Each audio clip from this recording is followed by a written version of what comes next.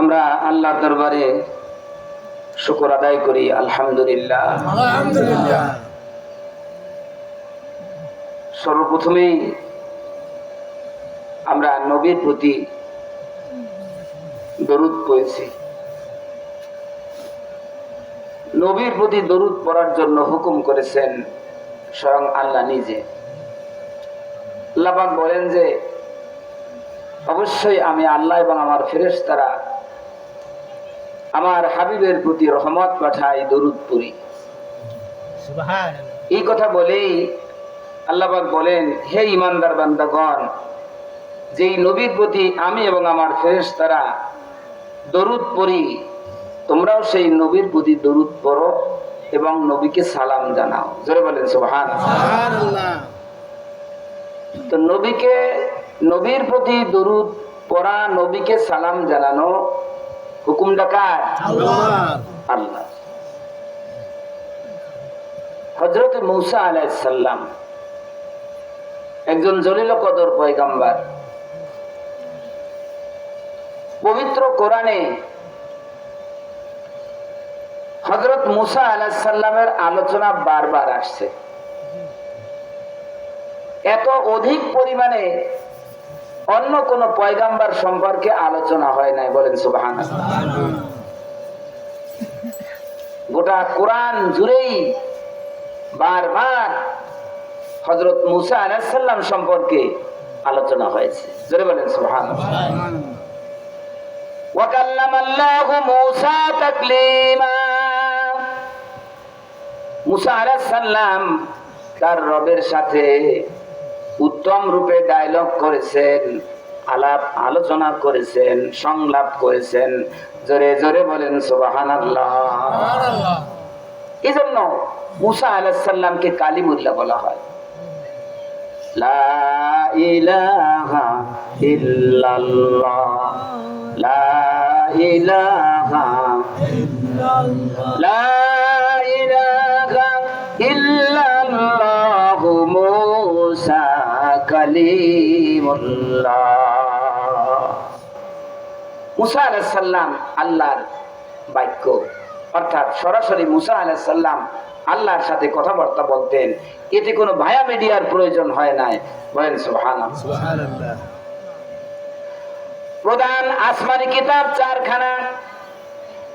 আসমানি কিতাব প্রধান কয়খানা? চারখানা। চারখানা। এর প্রথম কিতাব তাওরাত হযরত মূসা আলাইহিস সালামের প্রতি অবতীর্ণ হয়েছে। যারা বলেন সুবহানাল্লাহ। সুবহানাল্লাহ। প্রধান চার কিতাবের প্রথম কিতাব তাওরাত হযরত মূসা আলাইহিস সালামের প্রতি অবতীর্ণ হয়েছে। মূসা আলাইহিস সালাম কোরআনের সবচেয়ে বেশি আলোচিত ব্যক্তি। সুবহানাল্লাহ। মূসা আলাইহিস সালাম সরাসরি আল্লাহর সাথে কথাবার্তা বলেছেন। সুবহানাল্লাহ।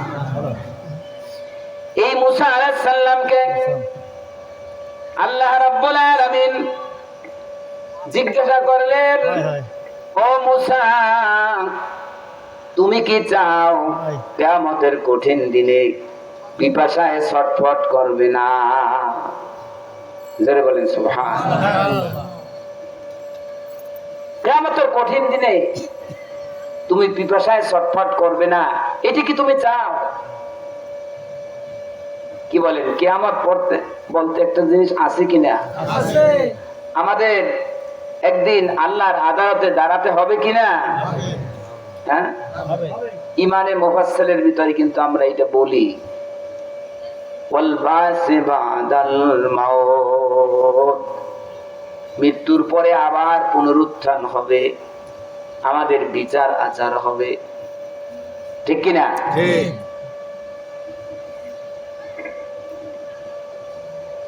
যেই দিন সম্পর্কে আল্লাহ রাব্বুল আলামিন পবিত্র কোরআনে বিশ্ববাসীকে জানিয়ে দেন, কিয়ামতের কঠিন দিনে আল্লাহ রাব্বুল আলামিন বলবেন, লিমানিল মুলকুল ইয়াওম।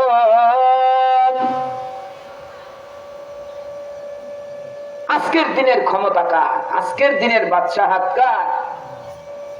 সবাই চুপ হয়ে যাবে। আল্লাহ রাব্বুল আলামিন বলবেন, দুনিয়ায় সামান্য একটু ক্ষমতা দিয়েছিলাম, ধরাকে সরা জ্ঞান করেছ, যা ইচ্ছা তাই করেছ, ঝাঁকে ঝাঁকে আলেমদেরকে গুলি করে হত্যা করেছ, আলেমদেরকে ফাঁসি দিয়েছ, জবাই করেছ। লিমানিল মুলকুল ইয়াউম, আজকের দিনের ক্ষমতা কার? কেউ কোনো কথাবার্তা বলতে পারবে না।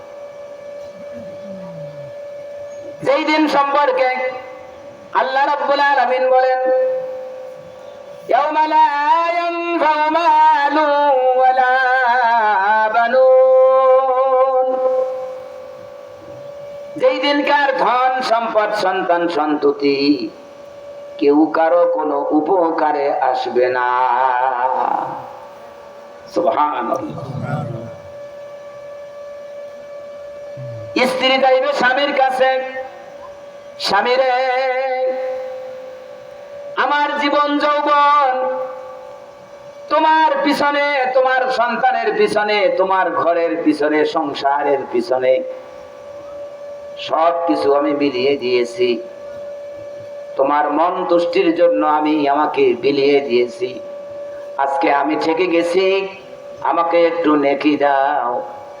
স্বামী বলবে, না না, দুনিয়াতে আমার কোনো স্ত্রী ছিল না, নাফসি নাফসি, আমি বাঁচি আমি বাঁচি। জোরে বলেন সুবহানাল্লাহ। স্বামী যাইবে স্ত্রীর কাছে, ও স্ত্রী, মাথার ঘাম পায়ে ফেলে কত কষ্ট করে কামাই করেছি, তোমার অলংকার কিনে দিয়েছি, ইন্ডিয়ান শাড়ি কিনে দিয়েছি,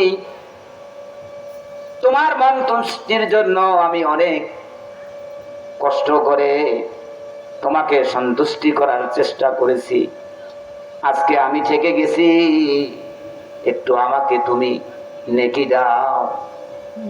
স্ত্রী বলবে, না না, দুনিয়াতে আমার কোনো স্বামী ছিল না, নাফসি নাফসি, আমি বাঁচি আমি বাঁচি। জোরে বলেন সুবহানাল্লাহ। সন্তানরা যাইবে পিতা মাতার কাছে, ও মা, কষ্ট করে তুমি আমাকে গর্ভে ধারণ করেছো, মৃত্যুর ঝুঁকি নিয়ে তুমি আমাকে ডেলিভারি করেছো,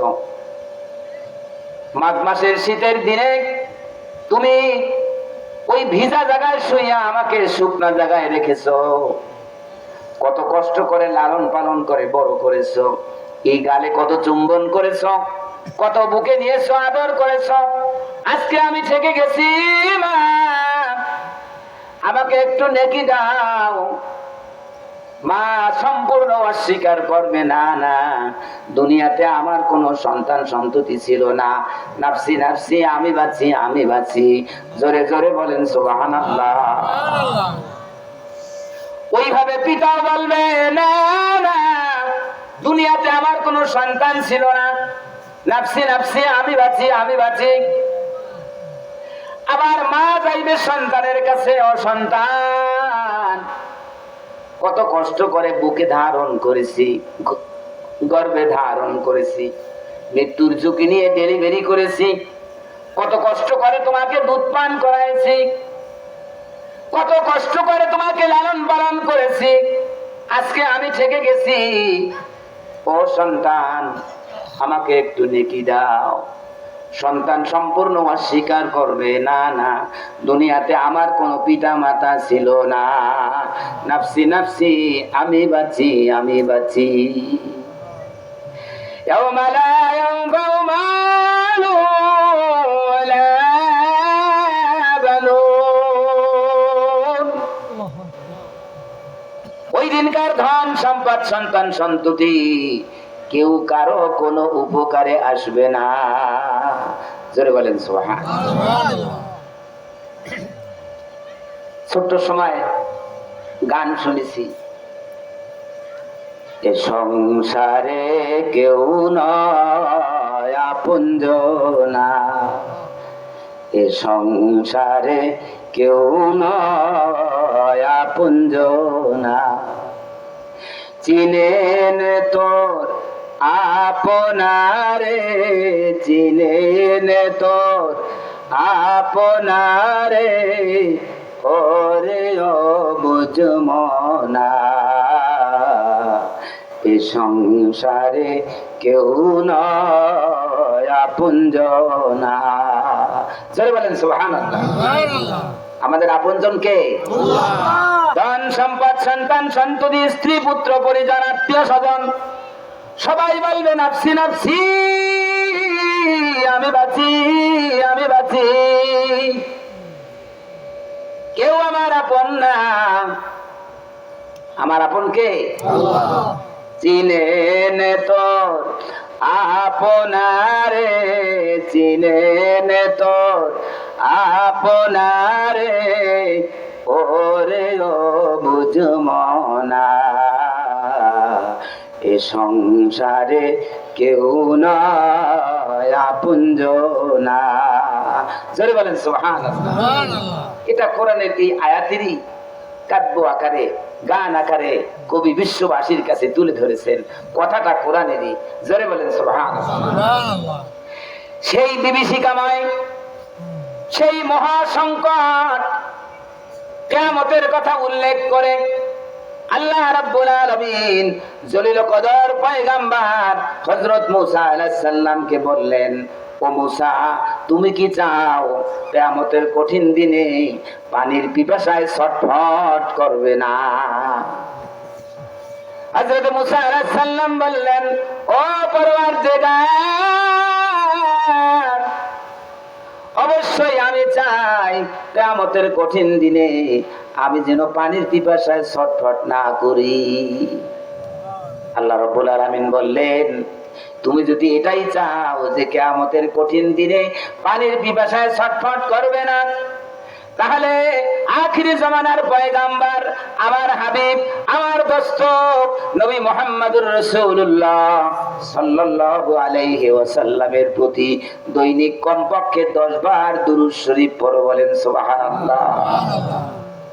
আসুন হৃদয় মন দিয়ে নবীর প্রতি আমরা দুরূদ পড়ি। আল্লাহুম্মা সাল্লি আলা সাইয়্যিদিনা মাওলানা মুহাম্মদ ওয়া আলা আলি সাইয়্যিদিনা নূর নবীজির আগমনে জগত হলো উজালা, পর দরুদ তার উপরে ওহে আশিক নিরালা। আল্লাহুম্মা সাল্লি আলা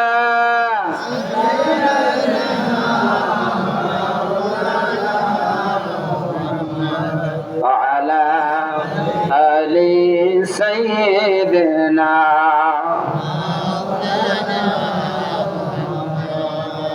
ভেজো দরুদ দাও সালাম মোর নবীজির শানে, নবী রহমতেরি সুধা নিয়ে এলেন জাগানে, নবী রহমতেরি সুধা নিয়ে এলেন জাগানে। আল্লাহুম্মা সাল্লি আলা মাওলানা মুহাম্মদ ওয়া আলা আলি সাইয়্যিদিনা। মোহাম্মদ দিয়ে পরি বালাগাল উলা বিকামালিহি কাশাফাত দুজা বিজামালিহি হাসুনাত জামিউ খিসালিহি। আল্লাহকে যে পাইতে চায় হযরতকে ভালোবেসে, আল্লাহকে যে পাইতে চায় হযরতকে ভালোবেসে, আরশ কুরসি লৌহ কলম না চাইতে পেয়েছে সে বলাগল উলা বিকামালিহি কাশাফাত দুজা বিজামালিহি حسنت جميع خصاله صلوا عليه وآله আমরা সকলে বলি আলহামদুলিল্লাহ আলহামদুলিল্লাহ আরো জোরে বলি আলহামদুলিল্লাহ পাথরঘাটা থানার অন্তর্গত এই জালিয়াঘাটা হাফেজ রেজাউল সাহেব তার শ্রদ্ধ আব্বাজান কারি সাহেব হুজুর এখানে বসে আছেন। এই বাড়ির ঐতিহ্যবাহী যেখানে বহু বছর ধরে দিনী জলসা চলে আসছে, আজকের এই জান্নাতের বাগিচায় এই বাৎসরিক মাহফিলে আল্লাহ রাব্বুল আলামিন আমাকে কবুল করেছেন, আপনাদেরকেও কবুল করেছেন, এজন্য শুকরাতান আমরা সকলে বলি আলহামদুলিল্লাহ। কবি বলেন, পরের দুঃখের কথা করিলে চিন্তন, আপন দুঃখ ক্ষোভ থাকে কতক্ষণ। জোরে বলেন সুবহানাল্লাহ। মানুষ যদি অপর ভাইয়ের দুঃখ যাতনা বিপদ আপদের দিকে তাকায়, ওই মানুষটাই আল্লাহ তাআলার দরবারে শুকর করতে পারে। একটু চিন্তা করে দেখেন, এই মুহূর্তে কত মানুষ এই পাথরঘাটা হাসপাতালে বেডে শায়িত আছে না? এই মুহূর্তে কত মানুষ বরগুনা জেলা কারাগারের ভিতরে বন্দী আছে, কি বলেন ঠিক কিনা? এই মুহূর্তে এই বেহেশতের বাগান চোখে দেখে না, তারা চোখে দেখে অ্যান্ড্রয়েড সেট দিয়া অশ্লীল ছবি, কথা ঠিক কিনা? আল্লাহ ওদেরকে কবুল করে নেয়। এই মুহূর্তে কত ছেলেরা আছে গাজার আড্ডায়, মদের আড্ডায়, কত মানুষ আছে নারী মহলে। আল্লাহ রাব্বুল আলামিন আমাদেরকে সমস্ত প্রতিকূলতা থেকে পরিত্রাণ দিয়ে এই জান্নাতের বাগিচায় আসার তৌফিক দিয়েছেন। আবারও বলি আলহামদুলিল্লাহ। আল্লাহ তাআলার এই কোরআনের খেদমতের উসিলাতে আমার মতো এই ছোট্ট মানুষটাকে আমার এই দেশের বহু জেলায় আল্লাহ ঘুরাইছে, বহু জেলায় ভাত আল্লাহ খাওয়াইছেন আমাকে। অনেক বড় বড় বক্তাদের পাশে বসার আল্লাহ তৌফিক দিয়েছেন। অনেক গণ্যমান্য ব্যক্তিদের সাথে একাত্র হয়ে খানা খাওয়ার আল্লাহ তৌফিক দিয়েছেন, শুধু কোরআনের মর্যাদায়। জোরে বলেন সুবহানাল্লাহ। আমাদের বরগুনা সদর উপজেলায় পূর্ব হাজার বিঘা বটতলা সিনিয়র মাদ্রাসায়, ওই মাদ্রাসার প্রিন্সিপাল বড় চালাক। এক এক সময় এক একজন বক্তা আনে, খুব আলোড়ন সৃষ্টি করে। একবার একজন বক্তা আনছে রাজিয়া থেকে আব্দুর রাজ্জাক, রাজিয়া থেকে আব্দুর রাজ্জাক। ঘটনাটা বলছেন জিনিসটা কি? আসলে মহিলা, সে হয়েছে কি পুরুষ। জোরে বলেন সুবহানাল্লাহ।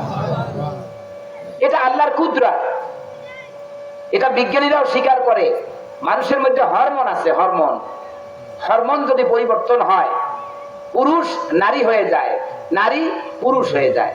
এটা আমি একাধিকবার পত্রিকায় দেখেছি যে এই পুরুষ লোকটা আস্তে আস্তে মহিলা হতে যাচ্ছে।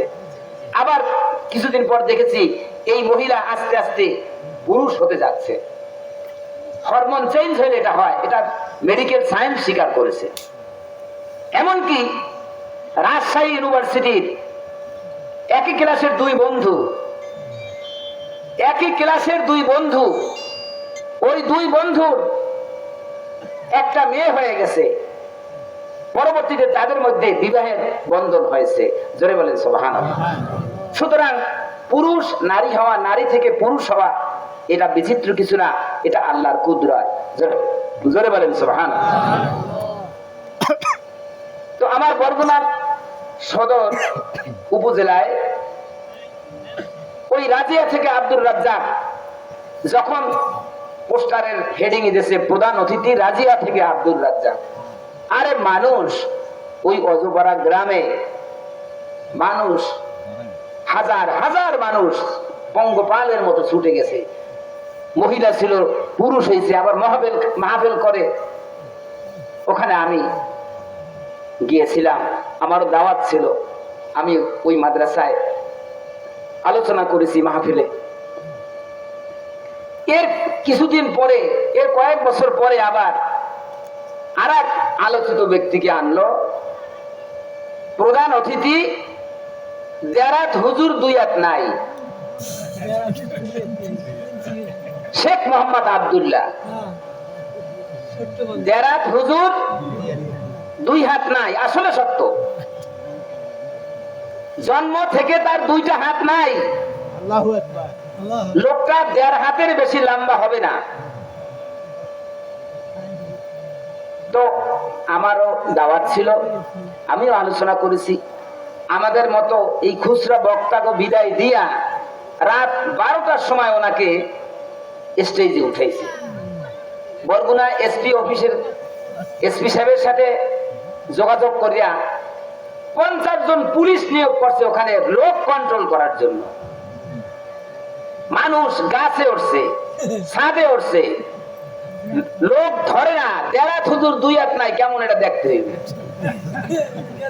আল্লাহু আকবার। তো আমি স্টেজে বসা ছিলাম, ওনারে যখন উঠাইছে কোলে করে নিয়ে ওনাকে চেয়ারে বসাইছে। এই লোকটা যখন বক্তৃতা শুরু করলো, সর্বপ্রথমেই আল্লাহ রাব্বুল আলামিনের শুকর আদায় করলেন। তিনি ডেকে ডেকে বললেন, ও বরগুনাবাসী, আমাকে দেখে দেখে তোমরা আল্লাহর দরবারে শুকর করো। তোমাদের দুইটা পা ভালো আছে, তোমরা হেঁটে হেঁটে মাহফিলে আসতেছো, মাহফিলে এসেছো। আর আল্লাহ আমাকে দুইটা পা দিয়েছেন, একটা পাও বাঁকা আর একটা পাও খাটো।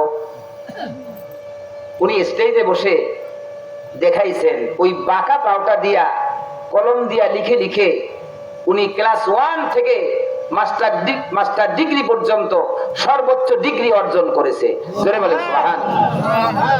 স্টেজে বসে উনি আরবি, বাংলা, ইংরেজি পাও দিয়ে লেখছে। কত সুন্দর, আমি হাত দিয়ে লিখতে পারি না। আল্লাহু আকবার। অথচ আমি একজন সরকারি চাকরিজীবী, যদিও এখন রিটায়ারমেন্টে গেছি, কত সুন্দর আমার লেখা হবে না। উনি বললেন, ও বরগুনাবাসী, আমাকে দেখে দেখে তোমরা আল্লাহ তাআলার শুকর করো। তোমাদের দুইটা পা ভালো, পা দিয়ে হেঁটে হেঁটে এই মাহফিলে এসেছো। ও বরগুনাবাসী, আমাকে দেখে তোমরা আল্লাহ তাআলার শুকর করো। আমি প্রধান অতিথি, মাহফিল শেষে আমি আখিরি মোনাজাত দিব। আমি মোনাজাত মুখে বলতে পারবো, কিন্তু হাত উত্তোলন করতে পারবো না। জন্ম থেকেই আল্লাহ রাব্বুল আলামিন আমাকে দুইটা হাত দেয় না। ও বরগুনাবাসী, আমাকে দেখে দেখে তোমরা আল্লাহ তাআলার শুকর করো, কিন্তু তাই বলে আমি আল্লাহ তাআলার অশুকর করি না। আমি আল্লাহর দরবারে শুকর করি।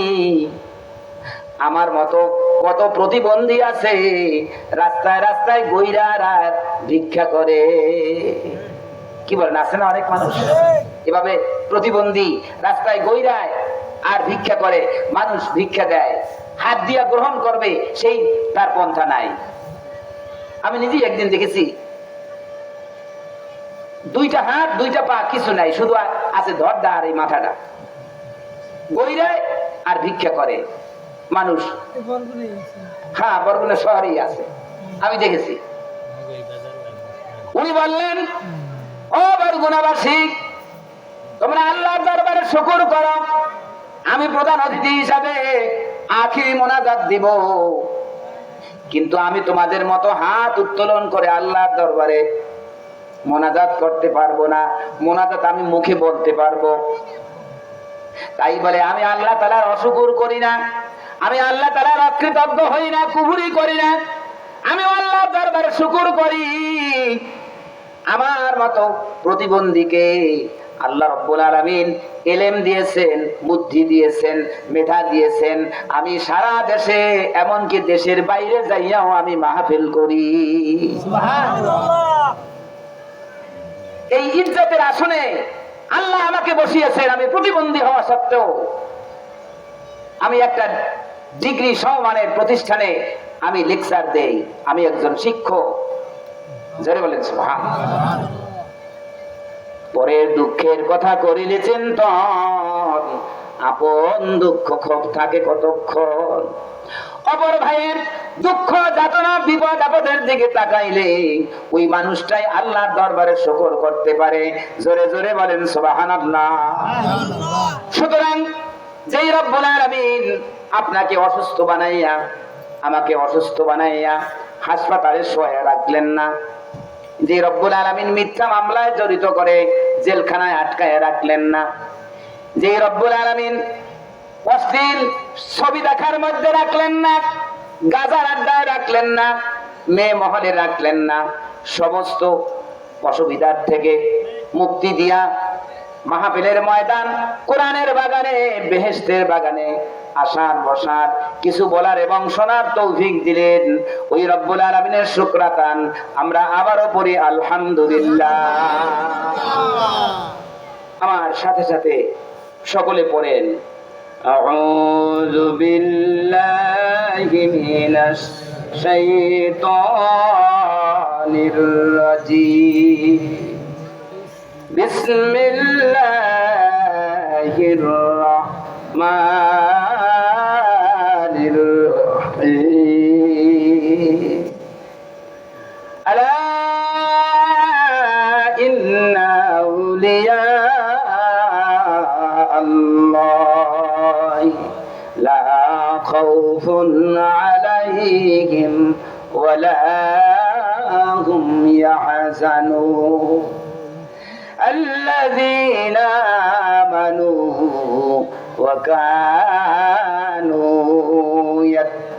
يتقون। জোরে বলেন সুবহানাল্লাহ। আল্লাহ রাব্বুল আলামিন পবিত্র কোরআনে কোনো কিছু বাদ দেয় নাই।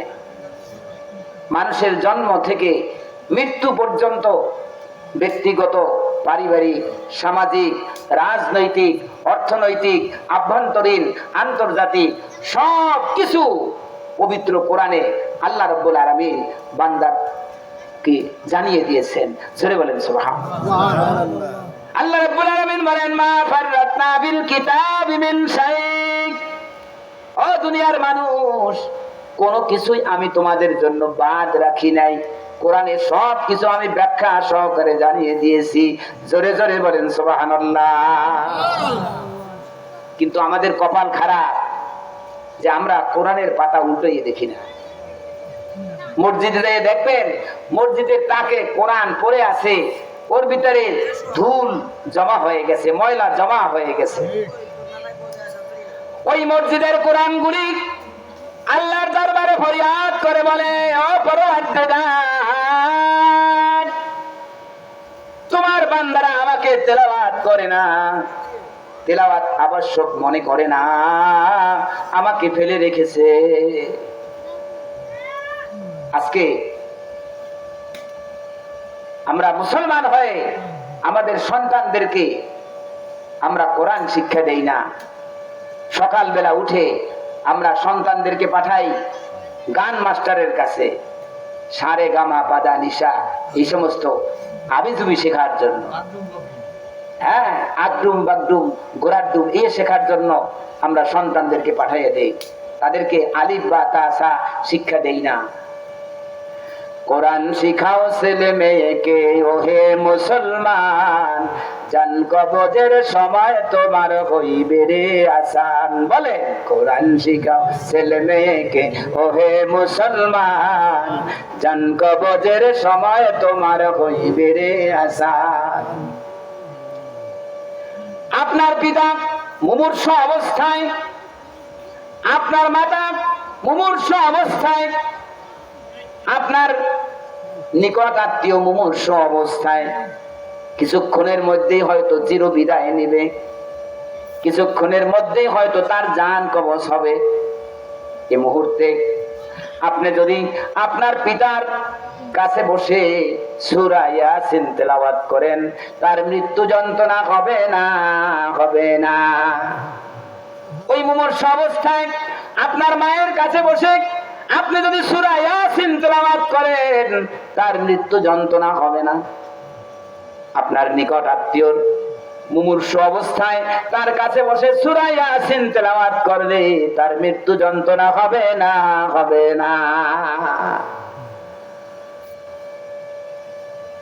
ভাইরা আমার, আমার আব্বাজান বরগুনা পৌরসভার একজন নামি দামি মানুষ ছিলেন, কমিশনার ছিলেন। আব্বাজান অনেক জমা জমি রেখে গেছেন। জীবনে ভুল ত্রুটি কিছু না কিছু হতেই পারে, যেহেতু একজন লোকাল ফাংশনের মানুষ ছিলেন, সালিসি ব্যবস্থা করেছেন। আমি মনে করি আমার বাবার জন্মটা সার্থক হয়েছে। আমার আব্বাজানের পাশে বসে আমি সূরা ইয়াসিন তেলাওয়াত করতে পেরেছি। আমার আব্বাজানকে আমার নিজের হাতে গোসল করাইতে পারছি।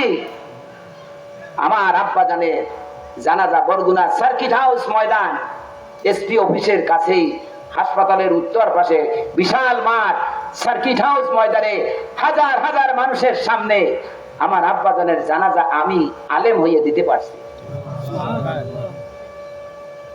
আমি তো মনে করি ওই কাবা ঘরের ইমাম সাহেব যদি ট্রেনে চড়ে বাংলাদেশে এসে আমার আব্বাজানের জানাজা দিত, তাতে যে উপকার না হইতো তার চেয়ে বেশি উপকার হয়েছে আমি তার সন্তান হয়ে তার জানাজা পড়াইছি। ঠিক কিনা? এই জন্য আপনার সন্তানকে কোরআন শিক্ষা দেন। আপনার সন্তান যেন আপনার মুমূর্ষ অবস্থায় আপনার কাছে বসে সূরা ইয়াসিন তেলাওয়াত করতে পারে, আপনাকে যেন গোসল করাইতে পারে, আপনার জানাজা পড়াইতে পারে। এর চেয়ে আর উত্তম জানাজা পৃথিবীর কোথাও নাই। কথা ঠিক কিনা? সুবহানাল্লাহ। আমি আমার এই ক্ষুদ্র জীবনে একটা জানাজা পড়ে আমি অত্যন্ত আনন্দিত হয়েছি। জোরে বলেন সুবহানাল্লাহ। সেই জানাজাটা হয়েছে বরিশাল জেলা স্কুল মাঠে। আমার মেয়ের চিকিৎসার জন্য আমি বরিশাল গেছি। 2-3 দিন পর্যন্ত বরিশালে ছিলাম, প্রাইভেট হাসপাতালে। মাইকে অ্যানাউন্স করতেছে রাষ্ট্রপতি আব্দুর রহমান বিশ্বাস ইন্তেকাল করেছে, সকাল 10টায় জেলা স্কুল মাঠে তার জানাজা। গেলাম সেখানে জানাজায়। একটা দেশের প্রেসিডেন্ট মারা গেছে। হাজার হাজার মানুষ, হাজার হাজার আলেমের ঢল নেমেছে বরিশাল জেলা স্কুল মাঠে। আমি মনে মনে চিন্তা করি যে আজকের তো বরিশাল কসাই মসজিদের ইমাম সাহেব জানাজা পড়াইবে, কারণ বরিশালের পুরান সবচেয়ে বড় মসজিদ হল দিয়া কসাই জামি মসজিদ, নাইলে বরিশাল বিএম কলেজের মসজিদের হুজুরে নামাজ পড়াইবে। এই মনে মনে চিন্তা করতেছি। গিয়ে দেখলাম আলেমরা আলাপ আলোচনা করতেছে। যখন 10টা বাজে ডিক্লেয়ার হলো এখন প্রেসিডেন্ট আব্দুর রহমান বিশ্বাসের জানাজা পড়াইবেন তার ছোট ছেলে। জোরে বলেন সুবহানাল্লাহ। ঘোষণা হলো, ছেলে সামনে যাইয়া বাবার জানাজা পড়াইল। এই দৃশ্য দেখে আমার আনন্দে বুকটা ভরে উঠেছে যে একটা দেশের রাষ্ট্রপতি ওই রাজকীয় পরিবেশে থেকেও তার ছেলেকে কোরআন শিক্ষা দিয়েছে। দিন শিক্ষা দিয়েছে। আজকে লাখো জনতার সামনে বাবার জানাজা ছেলে দিচ্ছে, এর চেয়ে আর গৌরবের কিছু থাকে না। কি বলেন, ঠিক কিনা? আপনারা আবার মনে করেন যে হুজুরি বুঝি বিএনপি করে না। এই জানাজাটা দেখে আমার অত্যন্ত ভালো লেগেছে। এজন্য আমরা নিজেরা কোরআন পড়বো, আমাদের সন্তানদেরকে কোরআন পড়াবো। এই কোরআনের মধ্যে আমাদের সমস্ত সমস্যার সমাধান খুঁজে পাবো, ঠিক কিনা? আমাদের জাতীয় কবি, বিদ্রোহী কবি কাজী নজরুল ইসলাম কত সুন্দর এই কোরআন সম্পর্কে বিশ্ববাসীর কাছে তুলে ধরেছে। যেন কানে শুনি সদা তোমারই কালাম, হে খোদা আমার চোখে যেন দেখি সদা কোরআনের আয়াত ইলাহি, আমার মোনাজাত শোনো শোনো ইয়া ইলাহি, আমার মোনাজাত শোনো, আমার মোনাজাত। জোরে বলেন সুবহানাল্লাহ। সুতরাং জিকির করেন লা ইলাহা ইল্লাল্লাহ,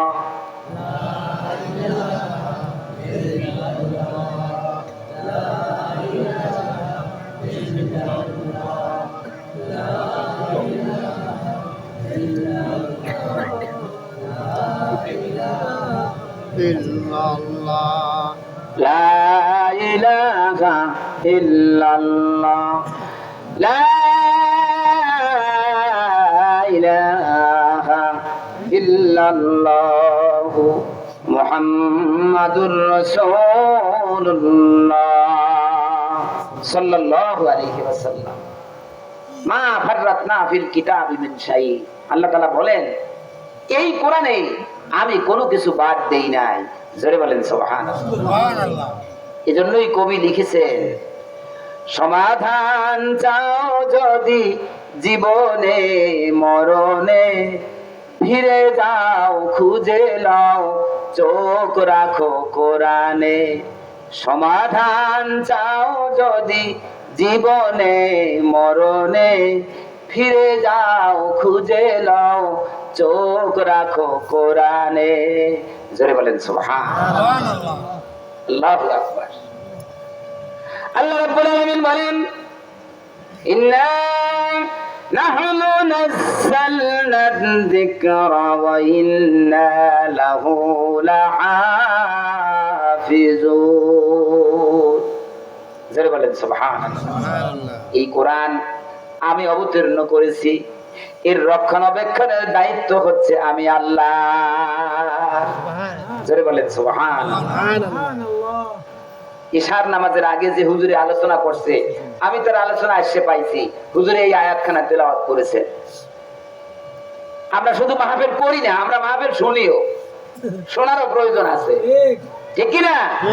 আপনাদের মেম্বার সাহেবে মৃত্যু সম্পর্কে আলোচনা করেছে, খালি ঘরে আইয়ে মেহমানদারি এই খালি খাওয়া দাওয়া করি নাই, আমি কান দিয়ে শুনছি আলোচনা, শোনারও প্রয়োজন আছে, কথা ঠিক কিনা?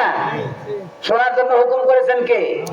আল্লাহ রাব্বুল আলামিন বলেন, ওয়াইযা কুরিয়াল কুরআনু ফাসতামিউ লাহু ওয়ানসিতু লাআল্লাকুম তুরহামুন। যখন কোরআন তেলাওয়াত করা হয়, কোরআনের বয়ান করা হয়, ও মুমিন বান্দারা অন্তরের কান দিয়ে শোনো, সম্পূর্ণ চুপ থাকো, লাআল্লাকুম তুরহামুন, যাতে করে আল্লাহ তাআলার রহমত পাইতে পারো। জোরে জোরে বলেন সুবহানাল্লাহ। ভাইরা আমার, আল্লাহ তাআলা বলেছেন এই কোরআন আমি অবতীর্ণ করেছি, আর এই কোরআনের রক্ষণাবেক্ষণ, কোরআনের হেফাজতকারীও আমি আল্লাহ। জোরে বলেন সুবহানাল্লাহ। আমাদের বরগুনা আলিয়া মাদ্রাসার সহকারী অধ্যাপক মাওলানা মহিবুল্লাহ হারুন, সাবেক ভাইস চেয়ারম্যান, উনি এখন একটা দলের আমির। উনি বলেছেন উনি নোয়াখালী টুনসার মাদ্রাসায় পড়াশোনা করেছেন। বাংলাদেশের মধ্যে এক সময় ঐতিহ্যবাহী নাম করা মাদ্রাসা ছিল নোয়াখালী টুনসার মাদ্রাসা। ওই টুনসার মাদ্রাসার যে প্রিন্সিপাল, তার নাম হলো হারুন মাদানী। নাম কি? হারুন মাদানী। এত বড় আলেম, অত বড় মাদ্রাসার তিনি প্রিন্সিপাল।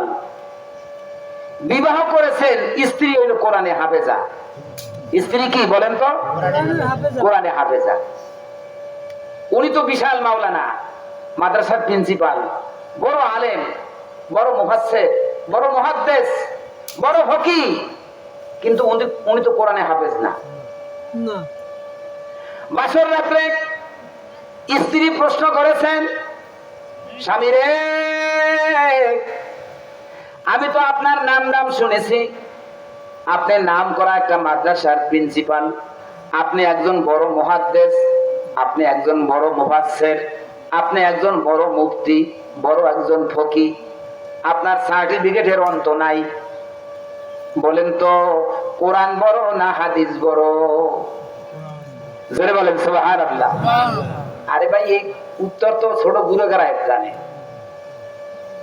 কোরআন বড় না হাদিস বড়? এইটা বাসর রাত্রে যেহেতু স্ত্রী কোরআনে হাফেজা, তার স্বামী তো কোরআনে হাফেজ না। প্রশ্নটা কোনখানে দিয়েছে বুঝতে পারছে? এটা তো মামুলি প্রশ্ন, ছোট প্রশ্ন। এত বড় প্রশ্ন স্বামীর কাছে বলছে, স্বামী তো বড় আলেম, স্বামী বুঝতে পারছে না। এটার মর্মটা কি স্বামী বুঝতে পারছে? তো আল্লাহু আকবার। ওই জ্ঞানী যারা বুঝে তারা শুধু ইশারায়, নাদানের বুঝাইতে কে পারে কোথায়। জোরে বলেন সুবহানাল্লাহ। যারা জ্ঞানী গুণী তারা অল্প কথাই বুঝে, ঠিক কিনা বলেন? উনি বলতেছে, তোমার এই প্রশ্নের উত্তর আমি এখন দিতে পারবো না, আমাকে একটু সময় দিতে হবে। কয়দিন? এই যে সামনে রমজান মাস আসতেছে, তুমি আমাকে ইজাজত দেবা, আমি গাঠি বস্তা বাইন্দে আমি সোনার মদিনায় নবীজির রওজায় যাব, রমজান মাসটা আমি সেখানে থাকবো, তারপর তোমার প্রশ্নের উত্তর দেব। জোরে বলেন সুবহানাল্লাহ। নতুন স্ত্রী ঘরে আনছেন, তার পারমিশন না নিয়া আপনি চিল্লা দিতে গেছেন 1 বছরে, কেডা আপনারে কইছে? এটা জায়েজ নাই। তার পারমিশন নিয়ে সে যদি অনুমতি দেয় তখন যাইতে পারবেন। ভালো করে বুঝেন, স্ত্রীর অনুমতি লাগবে। প্রিন্সিপাল হারুন মাদানী সাহেব বলতেছেন, ও বিবি সাহেব, তোমার এই প্রশ্নের উত্তর দেওয়ার জন্য আমাকে সময় দিতে হবে। স্ত্রী বললেন, কত সময় দেব? বললেন যে সামনে রমজান আসতেছে, আমি রমজান মাসটা সোনার মদিনায় নবীজির রওজায় কাটিয়ে দেব, আমাকে 1 মাস সময় দিতে হবে। ঠিক আছে, আপনাকে 1 মাস সময় দিলাম। জোরে বলেন সুবহানাল্লাহ। স্ত্রীর পারমিশন নিয়া তিনি গাঠি বস্তা বাইন্দা উমরায় গেলেন। 1 মাস, রমজানের 1টা মাস সেই মক্কা যাইয়া নবীজির রওজার পাশে বসে দৈনিক 1 পারা কোরআন শরীফ পড়েছে। বলেন সুবহানাল্লাহ। দৈনিক 1 পারা কোরআন মুখস্থ করেছেন। জোরে বলেন সুবহানাল্লাহ। 30 দিনে 30 পারা কোরআনে হাফেজ হয়ে এরপরে দেশে আসছে। আসছে বলছে যে তোমার প্রশ্নের উত্তর আমি আনছি। জোরে বলেন সুবহানাল্লাহ। তুমি কোরআনে হাফেজা, আমাকে প্রশ্ন করেছো কোরআন বড় না হাদিস বড়? আমিও কোরআনে হাফেজ হয়েছি। জোরে বলেন সুবহানাল্লাহ। ওয়ালাকাদ ইয়াসসারনাল কুরআনা লিযিকরি ফাহাল মিন মুদ্দাকির। আমি কোরআনকে সহজ করে নাজিল করেছি উপদেশ গ্রহণ করার জন্য। ও বিশ্ববাসী, তোমরা কি কোরআন থেকে উপদেশ গ্রহণ করবে না? জোরে বলেন সুবহানাল্লাহ। আমাদের সমাজে এক শ্রেণীর অজ্ঞ মানুষ আছে, তারা বলে এই কোরআন খুব কঠিন। না, এটা কোরআন বিরোধী কথা। সূরা কমারের মধ্যে 4 বার উল্লেখ করেছেন আল্লাহ তাআলা ওয়ালাকাদ ইয়াসসারনাল কুরআনা লিযিকরি ফাহাল মিন মুদ্দাকির। আমি কোরআনকে সহজ করে নাযিল করেছি উপদেশ গ্রহণ করার জন্য। তোমরা কি কোরআন থেকে উপদেশ গ্রহণ করবে না? সুবহানাল্লাহ। এই আয়াতটা 4 বার আসছে। কোরআন সহজ, এই জন্য লক্ষ লক্ষ হাফেজ এই পৃথিবীতে বিদ্যমান। কোরআন সহজ বিদায় কোরআনের হাফেজ আছে, তাওরাতের হাফেজ নাই। তাওরাত আসমানি কিতাব, জাবুরের কোনো হাফেজ নাই, জাবুর আসমানি কিতাব। ইনজিলের কোনো হাফেজ নাই, ইনজিল আসমানি কিতাব। এভাবে অনেক ধর্মগ্রন্থ আছে, কোন ধর্মে গ্রন্থের হাফেজ নাই, কিন্তু কোরআনের হাফেজ আছে। যেহেতু আল্লাহ বলেছেন ওয়া ইন্না লাহু লাহাফিজুন, এই কোরআনের রক্ষণাবেক্ষণকারী আমি আল্লাহ। জোরে বলেন সুবহানাল্লাহ। আল্লাহু আকবার। শাহ আব্দুল আজিজ দেহলভী রহমাতুল্লাহ আলাইহি বিশ্ববিখ্যাত একজন আল্লাহর ওলি ছিলেন, বড় একজন আলেম ছিলেন। শুধু আলেম না, আল্লাহর ওলি ছিলেন। আমি সর্বপ্রথমেই পবিত্র কোরআন থেকে একখানা আয়াত তেলাওয়াত করেছি। আলা ইন্না আউলিয়া আল্লাহি লা খাউফুন আলাইহিম ওয়ালা হুম ইয়াহজানুন। সাবধান, খবরদার, জেনে রেখো, যারা আল্লাহর ওলি, যারা আল্লাহর বন্ধু, তাদের কোনো চিন্তা নাই, তাদের কোনো ভয় নাই। তারা চিন্তিত হবে না, তারা ভয় করবে না, দুনিয়ায় করবে না, কবরেও করবে না, আখিরাতেও করবে না, মিজানেও করবে না, পুলসিরাতেও করবে না। তাদের কোনো ভয় নাই, তাদের কোনো চিন্তা নাই। জোরে বলেন সুবহানাল্লাহ। আল্লাযীনা আমানু ওয়া কানু ইয়াত্তাকুন। আল্লাহর ওলি হইল ওই ব্যক্তিরা যারা সত্যিকারে ঈমানদার, যাদের মধ্যে তাকওয়া আছে, পরেজগারিতা আছে, আল্লাহর ভয় আছে। জোরে জোরে বলেন সুবহানাল্লাহ। শাহ আব্দুল আজিজ দেহলভী রহমাতুল্লাহ আলাইহি বিশ্ববিখ্যাত একজন বড় আলেম। শুধু আলেম না, বিশ্ববিখ্যাত একজন আল্লাহর ওলি। এই শাহ আব্দুল আজিজ দেহলভী রহমাতুল্লাহ আলাইহি একজন ছাত্র ছিল, তিনিও বিশ্ববিখ্যাত আলেম, কাজী সানাউল্লাহ পানিপতি রহমাতুল্লাহ আলাইহি। কার কথা বললাম বলেন তো? এই তো আপনাদের খেয়াল নাই। শাহ আব্দুল আজিজ দেহলভী রহমাতুল্লাহ আলাইহির শিষ্যের নাম কি, ছাত্রের নাম কি? কাজী সানাউল্লাহ পানিপতি রহমাতুল্লাহ আলাইহি। কদ্দুর না পারেন অন্তপাকে কাজী সানাউল্লাহ, তো হ্যাঁ, কাজী সানাউল্লাহ পানিপতি রহমাতুল্লাহ আলাইহি। এই কাজী সানাউল্লাহ পানিপতি রহমাতুল্লাহ আলাইহি বিশ্ববিখ্যাত, কত বড় বিশাল আলেম। উনিও বিবাহ করছে, তার স্ত্রী হইল কোরআনে হাফেজা। সেই মহিলা বাসর রাত্রে একই প্রশ্ন করেছেন, স্বামী, আমি জানি আপনি বড় একজন আলেম, কোনো সন্দেহ নাই, এই নামদাম শুনলেই তো আমি বিবাহে রাজি হয়েছি। বলেন তো কোরআন বড় না হাদিস বড়? বাসর রাত্রে এই প্রশ্ন করেছে। ছোট্ট প্রশ্ন, এটা সবাই জানে। তারপর এই প্রশ্ন করছে, উনি তো জ্ঞানী মানুষ, বুঝতে পেরেছেন। উনিও বলছে আমাকে একটু সময় দাও, আমার ওস্তাদ শাহ আব্দুল আজিজ দেহলভী রহমাতুল্লাহ আলাইহির কাছে আমি যাব এই প্রশ্নের সমাধান আনার জন্য। জোরে বলেন সুবহানাল্লাহ। ঠিক আছে, আমি সময় দিলাম, আপনার যে সময় লাগে আপনি যান। কাজী সানাউল্লাহ পানিপতি রহমাতুল্লাহ আলাইহি স্ত্রীর পারমিশন নিয়ে তার ওস্তাদ শাহ আব্দুল আজিজ দেহলভী রহমাতুল্লাহ আলাইহির দরবারে গেছে। যাইয়া সালাম করে বললেন, হুজুর, আমি তো আপনার ছাত্র কাজী সানাউল্লাহ। হ্যাঁ, তোমাকে তো চিনতে পেরেছি। কি সমস্যায় পড়ে আসছো? হুজুর, আমি বিবাহ করেছি, আমার স্ত্রী কোরআনে হাফেজা। বাসর রাত্রে আমাকে একটা ছোট্ট প্রশ্ন করেছে, যেটা সবাই জানে, কোরআন বড় না হাদিস বড়? আমি প্রশ্নের উত্তর দিই নাই। আমি আপনার কথা বলেছি যে আমার ওস্তাদের কাছে যাব, এই প্রশ্নের উত্তর আনার জন্য আমাকে সময় দাও। আমি সময় নিয়ে আসছি। জোরে বলেন সুবহানাল্লাহ। শাহ আব্দুল আজিজ দেহলভী রহমাতুল্লাহ আলাইহি বললেন, বাবারে, এই প্রশ্নের উত্তর নেওয়ার জন্য আমার কাছে তোমাকে 40 দিন অবস্থান করতে হবে। আমার এই দরবারে তোমাকে 40 দিন থাকতে হবে। জোরে বলেন সুবহানাল্লাহ। এবং এই 40 দিন তাকবীরে উলার সাথে নামাজ পড়তে হবে জামাতে। জোরে বলেন সুবহানাল্লাহ। তাকবীরে উলা কোনটা বলেন তো? হ্যাঁ, আলহামদুলিল্লাহ। তাকবীরে উলা মানে প্রথম তাকবীর। নিয়ত করে যে প্রথম আল্লাহু আকবার বলে হাত বাজে, এইটারে তাকবীরে উলা, প্রথম তাকবীর।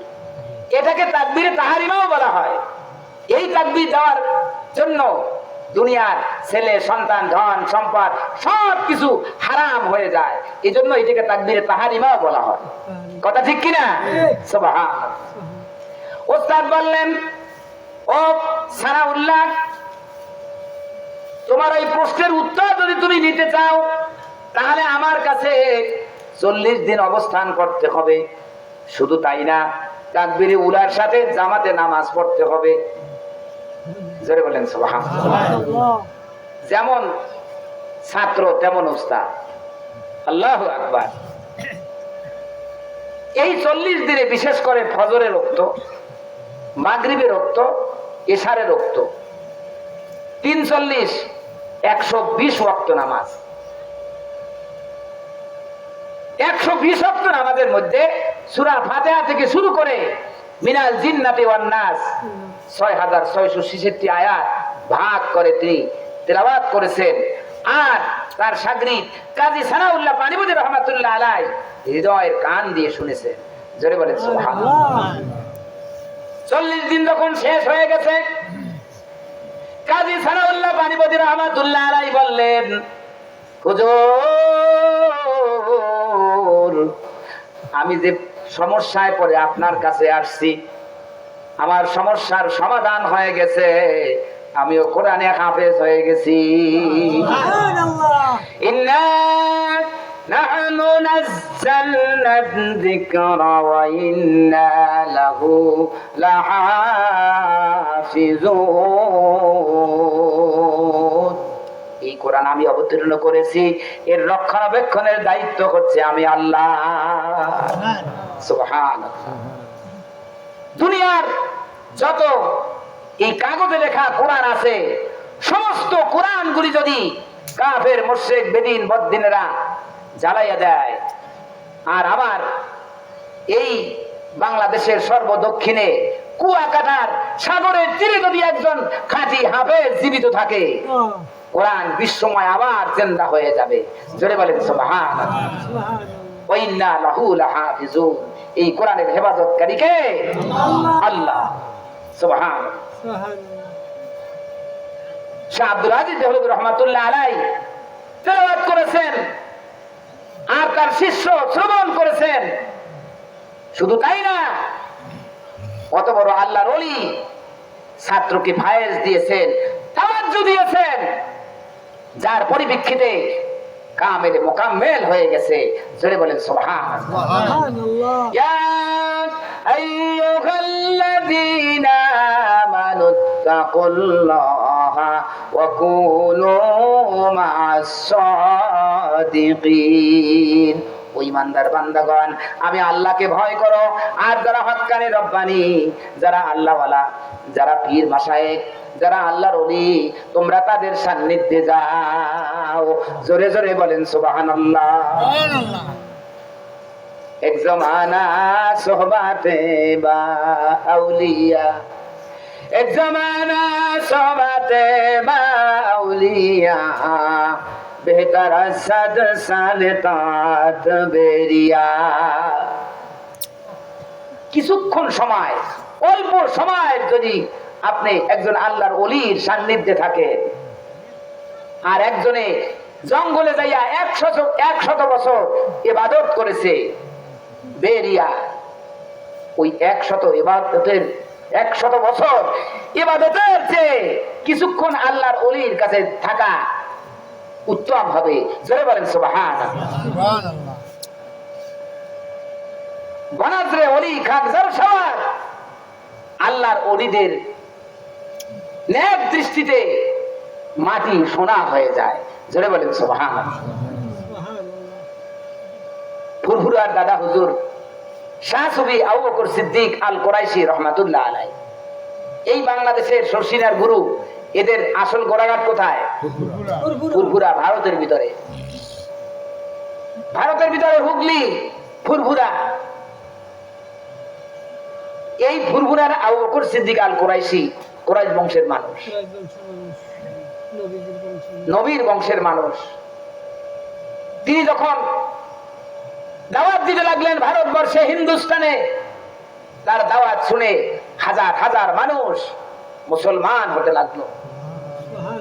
তিনি ঘোষণা করলেন, ইসলামের নামে যারা বেদাত করতেছে, যারা ঢোল ডুম্বুরা বাজাইতেছে, যারা গান বাজনা করতেছে ইসলামের ধর্মের নাম নিয়া, এরা ইসলামের কিছু না। ঠিক।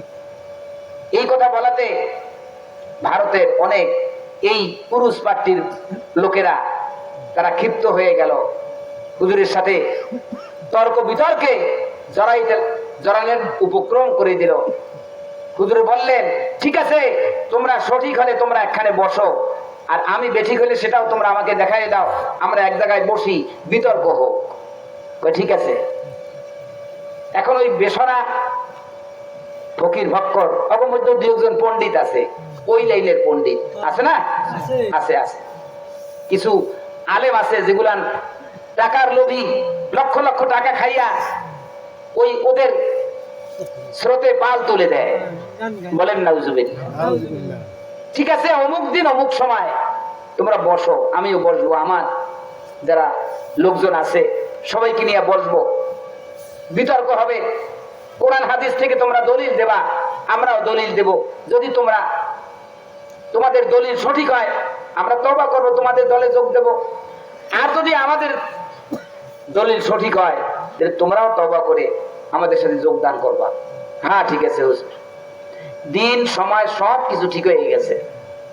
অমুক দিন অমুক খানে অমুক সময় মতো ফুরফুরার আল্লাহর কুতুব আল কুরাইশি আবু বকর সিদ্দিক রহমাতুল্লাহ আলাইহি, তিনি তার দলবল নিয়ে উপস্থিত হলেন। ওই বেসরা ফকির ফক্কর তারাও আসছে। তো হুজুরে বললেন, বাবারা, বিতর্ক হবে, বাহাস হবে, তবে আমি একটু প্রস্তাব রাখি। সর্বপ্রথমেই আমরা একটু চক্ষু বন্ধ করে আমরা একটু জিকির করি, কেমন হয়? জোরে বলেন সুবহানাল্লাহ। উদু ইলা সাবিলি রাব্বিকা বিল হিকমাতি ওয়াল মাউইজাতিল হাসানা। তোমরা মানুষকে কৌশল করে হিকমতের সাথে দ্বীনের পথে ডাকো, মাইরে ধরিয়া না, জবরদস্তি করে না। লা ইকরাহা ফিদ্দিন, দ্বীনের মধ্যে কোনো জবরদস্তি নাই। আমার শ্বশুর আব্বা অবদার অর্কেস্ট্রান ছিলেন, বাড়িতে মসজিদ। আমার শ্বশুর বুড়া হয়ে গেছে, তার একটা নাতি, দুঃসম্পর্কের নাতি, ওটা নামাজে আসে না, মসজিদে আসে না। অনেকদিন বলছে, বাড়িতে মসজিদ, তুই নামাজ পড়তে আসো না? চুপচাপ, কোনো কথাবার্তা বলে না, মসজিদেও আসে না।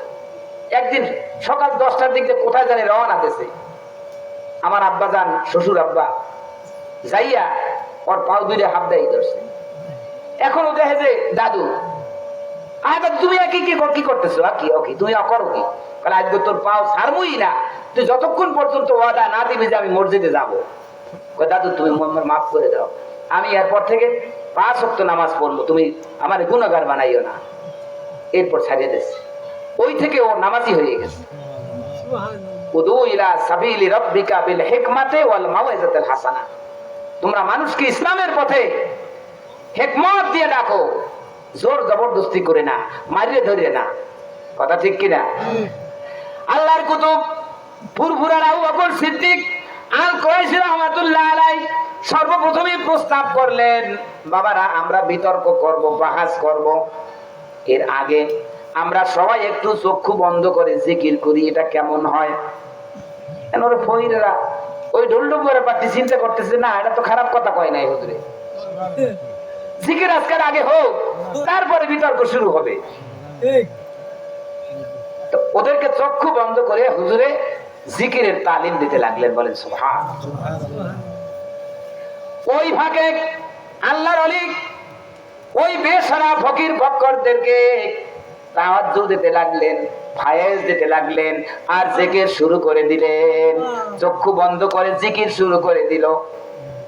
জিকিরের পরে তওবা করাইয়া আল্লাহর দরবারে সংক্ষিপ্ত মুনাজাত করলেন, আল্লাহ আমার যেটা কর্তব্য আমি পালন করেছি, বাকিটা তুমি করে দাও। জোরে বলেন সুবহানাল্লাহ। এই মনের পরিবর্তন ঘটাইতে পারে কে? আল্লাহ। আল্লাহ আল্লাহর কাছে সুপর্দ করেছে, আল্লাহ তুমি যা করো। মোনাজাত শেষ, ওই ফকিররা আইয়া হুজুরের পায়ে পড়েছে, হুজুর আপনি তওবা করাই দেন, আমরা ভ্রান্তির বেড়াজারে ছিলাম, আমাদের অন্তর পরিষ্কার হয়ে গেছে, এখন আমরা বুঝতে পারি যে আমরা আসলেই খারাপ কাজে ছিলাম, এইটাই সঠিক পথ। জোরে বলেন সুবহানাল্লাহ। আলা ইন্না আউলিয়াল্লাহি লা খাউফুন আলাইহিম ওয়ালা হুম ইয়াহজানুন। সাবধান, খবরদার, যারা আল্লাহর ওলি তাদের কোনো ভয় নাই, এই দুনিয়াতেও নাই, কবরেও নাই, পরকালেও নাই, মিজান হাসর পুলসিরাতেও নাই। আল্লাযীনা আমানু, আর ওরি হইল ওই সমস্ত মানুষ যারা খাঁটি ঈমানদার, ওয়া কানু ইয়াত্তাকুন, যাদের মধ্যে তাকওয়া আছে, পরহেজগারিতা আছে, আল্লাহ ভীতি আছে। জোরে জোরে বলেন সুবহানাল্লাহ। আল্লাহর ওলি ছিলেন সারসিনার দাদা হুজুর শাহ সুফি নসরুদ্দিন আহমদ রহমাতুল্লাহ আলাইহি। জয় বলেন সুবহানাল্লাহ। কত মাটির মানুষ ছিলেন, আল্লাহু আকবার। কোন হিংসা দেমাগ রিয়া বলতে কিছু ছিল না। আমি যশকোটের হুজুর, আমি অমুক তমুক, এই সমস্ত অহংকার করলে তারা কখনো সত্যিকারে হুজুর হতে পারে না। সরিষা পরিমাণ যদি অহংকার থাকে, সে কখনো কামেলে মোকাম্মেল মুসলমান হতে পারবে না।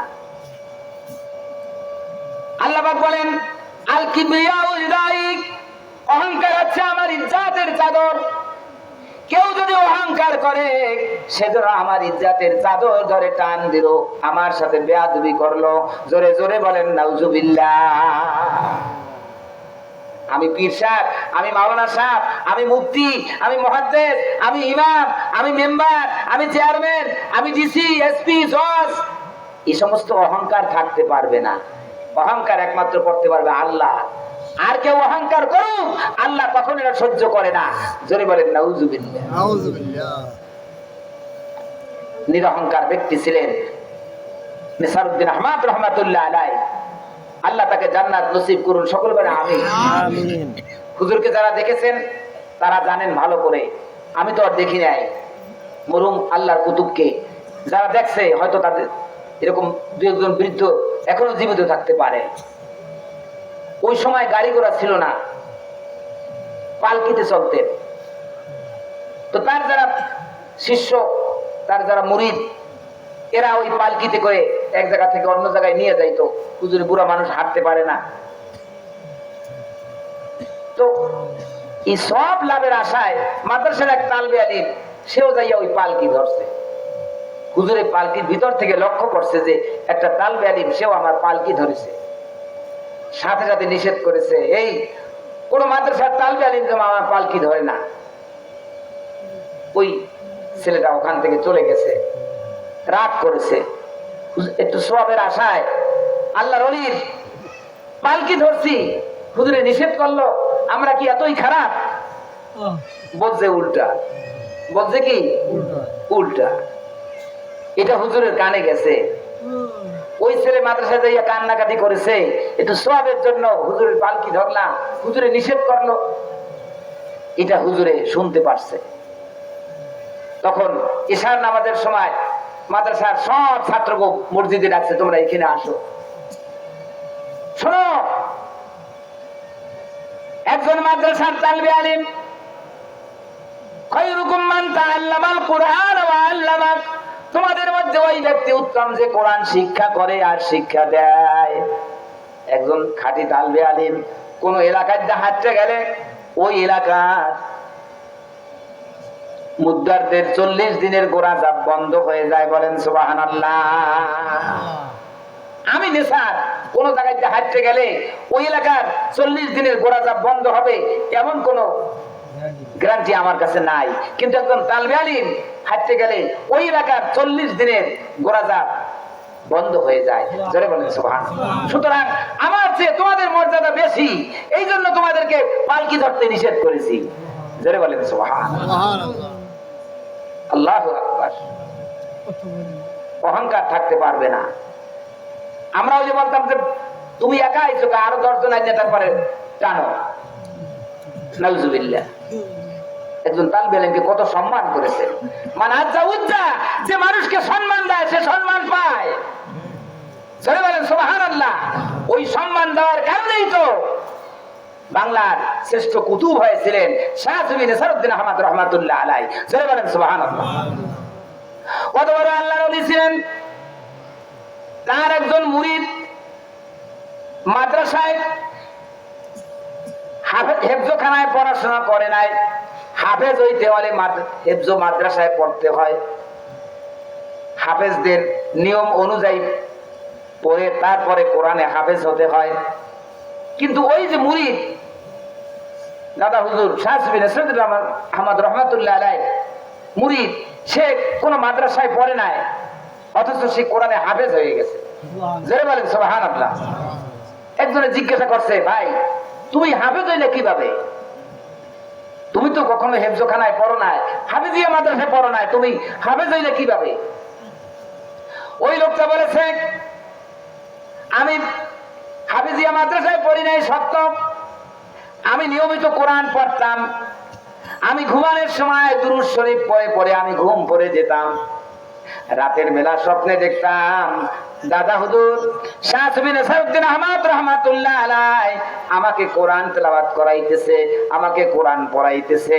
যতটুকু পড়তাম ওই স্বপ্ন যোগে সকালবেলা ওইটুকু মুখস্থ হয়ে যেত। বলেন সুবহানাল্লাহ। এভাবে করতে করতে আমি কোরআনে হাফেজ হয়েছি। জোরে জোরে বলেন সুবহানাল্লাহ। আল্লাহু আকবার। এজন্য খাঁটি আল্লাহর ওলিদের সান্নিধ্যে যেতে হয়, তাদের তাওয়াজ্জু, তাদের ভাজ অর্জন করতে হয়। আল্লাযীনা আমানু ওয়া কানু ইয়াত্তাকুন। ওলি হচ্ছে ওই সমস্ত মানুষ যারা সত্যিকার ঈমানদার, যাদের মধ্যে তাকওয়া আছে, আল্লাহ ভীতি আছে। জোরে বলেন সুবহানাল্লাহ। এক বাবার 5 ছেলে। কয় ছেলে? 5 ছেলে। ওই মধ্যে এক ছেলেকে একটু বেশি ভালোবাসতো। খাবার দাবার, কাপড় চোপড়, পোশাক পরিচ্ছদ সব সমানভাবে দিত। কিন্তু এক ছেলেকে একটু বেশি ভালোবাসতো। ওই ছেলের আদব আখলাক এত ভালো ছিল, বাবা ওর একটু বেশি রাখতে। অন্যান্য ভাইদের কাছে এটা আবার একটু খারাপ লাগলো যে আব্বাই ওরে এত ভালোবাসে। এটা বাবার কানে গেছে যে ছেলেরা আলোচনা সমালোচনা করতেছে, এক ছেলেকে বেশি ভালোবাসে। সব ছেলেদেরকে ডাকছে, তোমরা এদিকে আসো, আমি তোমাদের আলাপ আলোচনা শুনেছি। 5 ছেলের কাছে 5টা পাখি দিয়েছে, যাও তোমরা জবাই করে নিয়ে আসো। তবে শর্ত হইল কেউ যেন দেখে না। শর্ত কি? কেউ যেন দেখে না। যাও পাখি জবাই করে আনো। একজনে পাহাড়ের উপরে গর্তের ভিতরে ঢুকিয়া নিজেও দেখে নাই, চক্ষু বুঝে জবাই করেছে। আর একজনে এভাবে জঙ্গলে যাইয়া কেউ দেখে নাই, নিজেও দেখে নাই, চক্ষু বুঝা জবাই করেছে। আর একজনে পানিতে ডুব দিয়া তারপরে জবাই করেছে। আর একজনের রাতের বেলা বাকি অফ করিয়া কেউ দেখে নাই, নিজেও দেখে নাই, জবাই করেছে। 5 জনে 5টা পাখি, 4 জনে 4টা পাখি জবাই করে আনছে। কিন্তু ওই যে ছেলেকে বেশি ভালোবাসে ওই ছেলে জবাই করতে পারে নাই।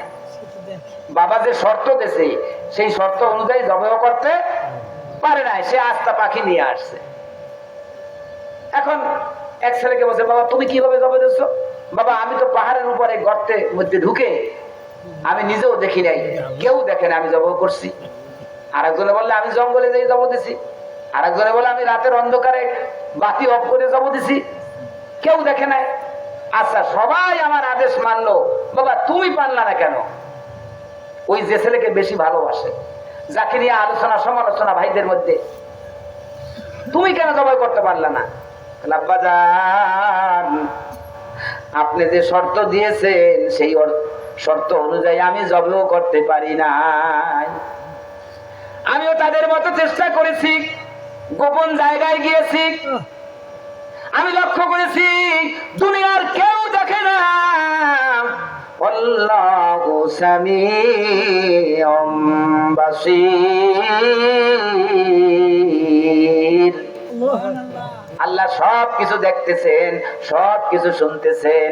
আমি যখনই জবেও করতে যাই তখনই দেখি যে আমার মাওলা তো দেখতেছে, বাবা তো শর্ত দিছে কেউ যেন দেখে না। আল্লাহু আকবার।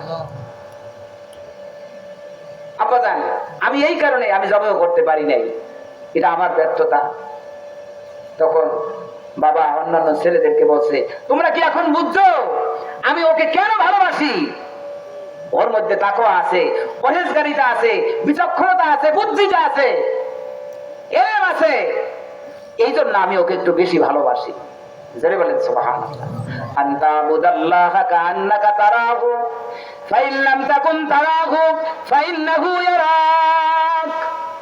রাসূল পাক সাল্লাল্লাহু আলাইহি ওয়াসাল্লামের সহিহ হাদিস, আনতা বুদাল্লাহা কান্নাকা তারাহু, তোমরা আল্লাহ তাআলার ইবাদত বندگی এমন ভাবে করো তোমরা যেন আল্লাহকে দেখতে পাচ্ছ। ফাইন লাম তাকুন তারাহু ফাইন্নাহু ইয়ারাক।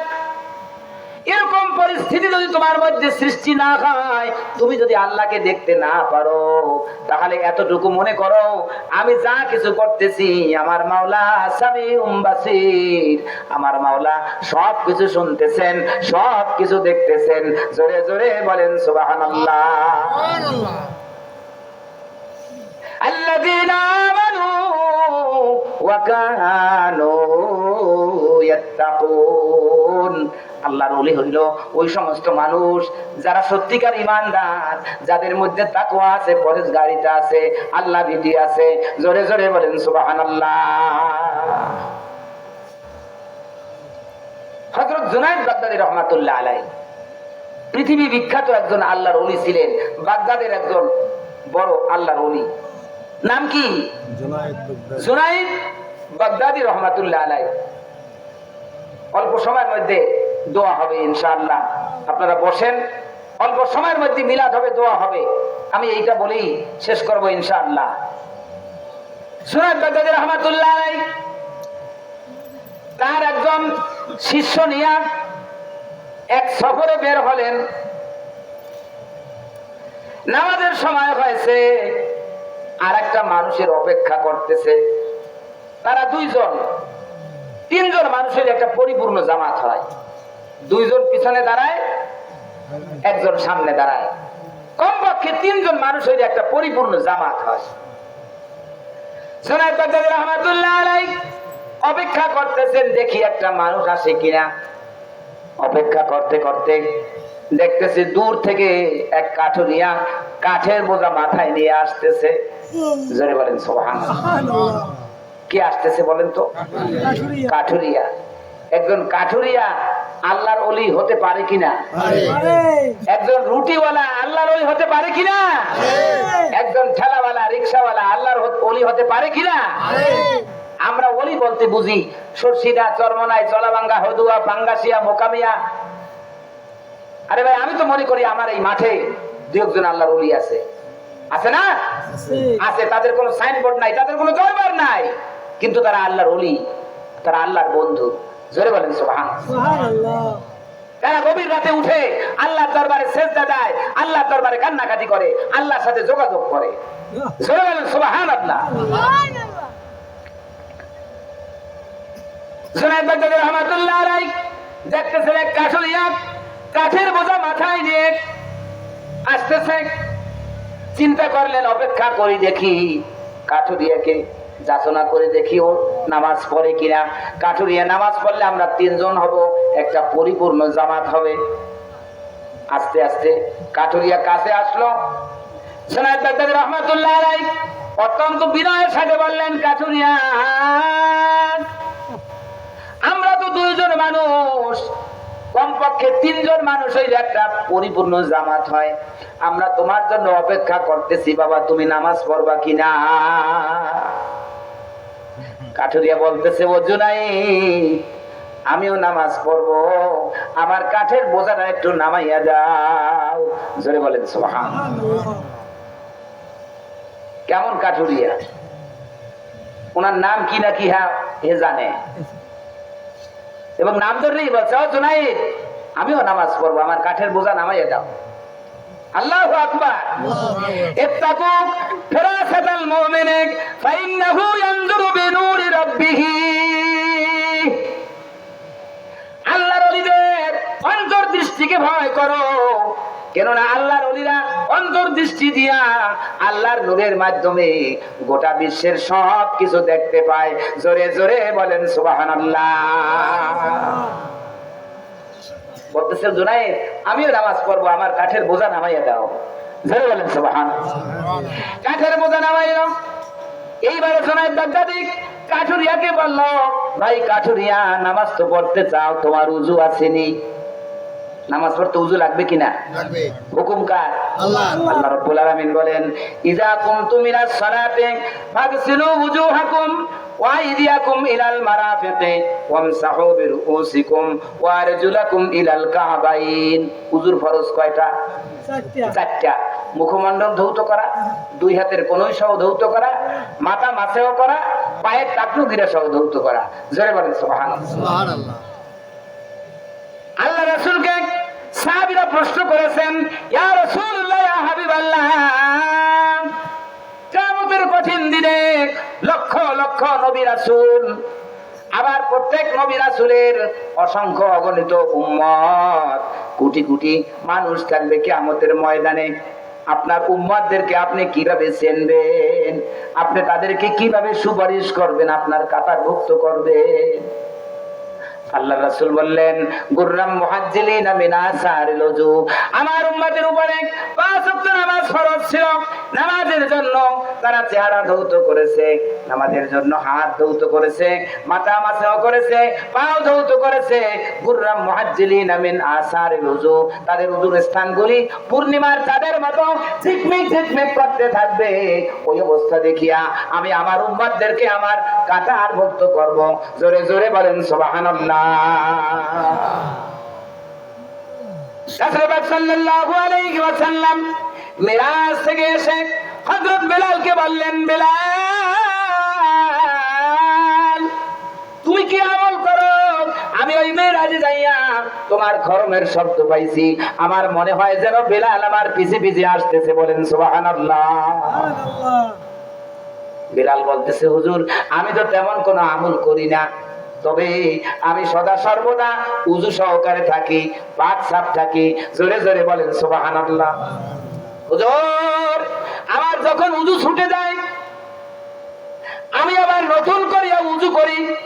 আল্লাহ যে আমাকে আবার পাক পবিত্র হওয়ার তৌফিক দিয়েছেন, এজন্য শুকরাতান 2 রাকাত তাহিয়াতুল উযুর নামাজ পড়ি। জোরে জোরে বলেন সুবহানাল্লাহ। ইন্নাল্লাহা ইউহিব্বুত তাওয়াবিনা ওয়া ইউহিব্বুল মুতাতাহহিরিন।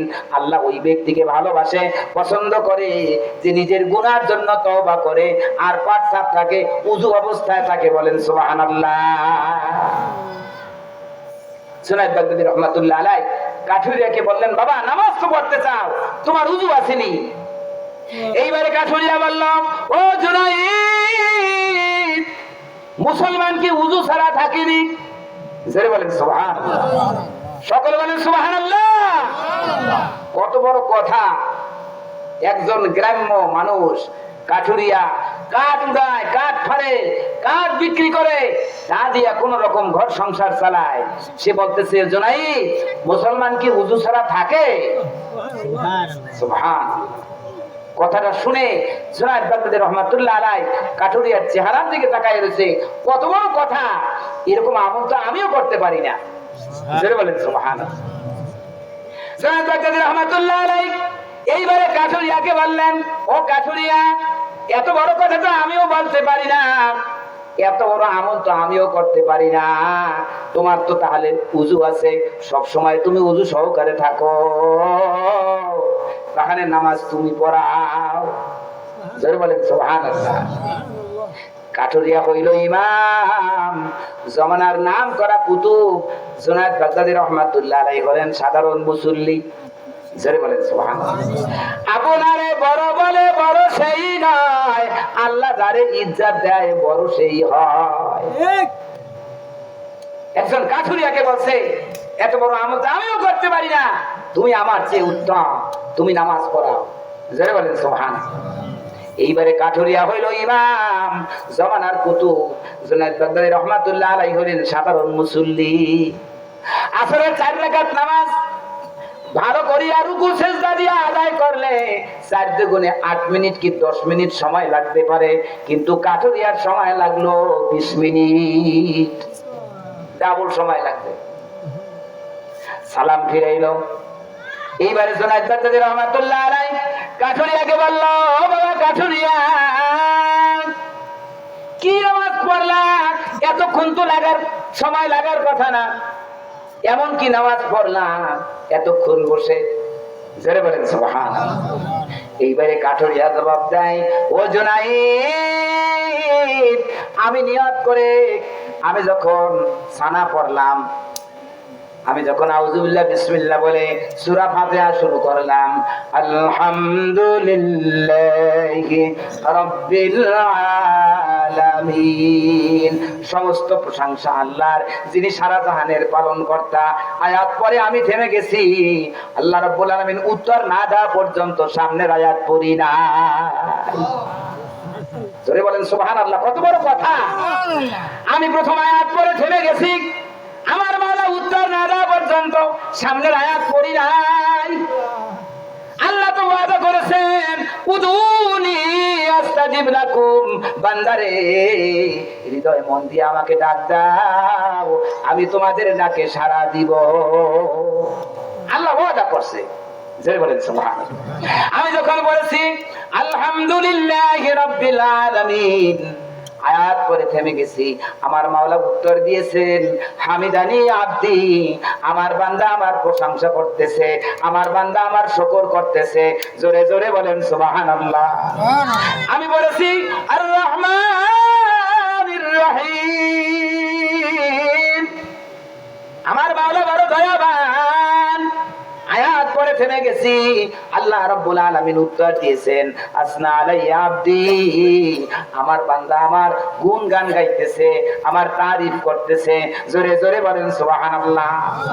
এই উত্তর পাইয়া আমি বলেছি মালিকি ইয়াউমিদ্দিন, আমার মাওলা পরকালের আহকামুল হাকিমিন, তিনি হবেন বিচারপতি।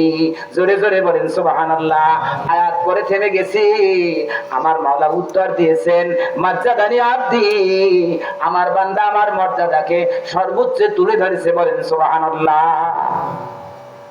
ও জুনাইদ, এইভাবে আল্লাহ রাব্বুল আলামিন যখনই উত্তর দিয়েছেন তখনই সামনের আয়াত পড়েছি।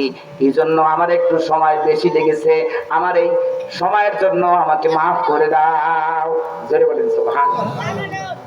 কাঠুরিয়ার কথা শুনে জুনায়েদ বাগদাদী রহমাতুল্লাহ আলাইহি চোখের পানি সংবরণ করতে পারলেন না, তার চোখ থেকে ঝরঝরে পানি ঝরতেছে।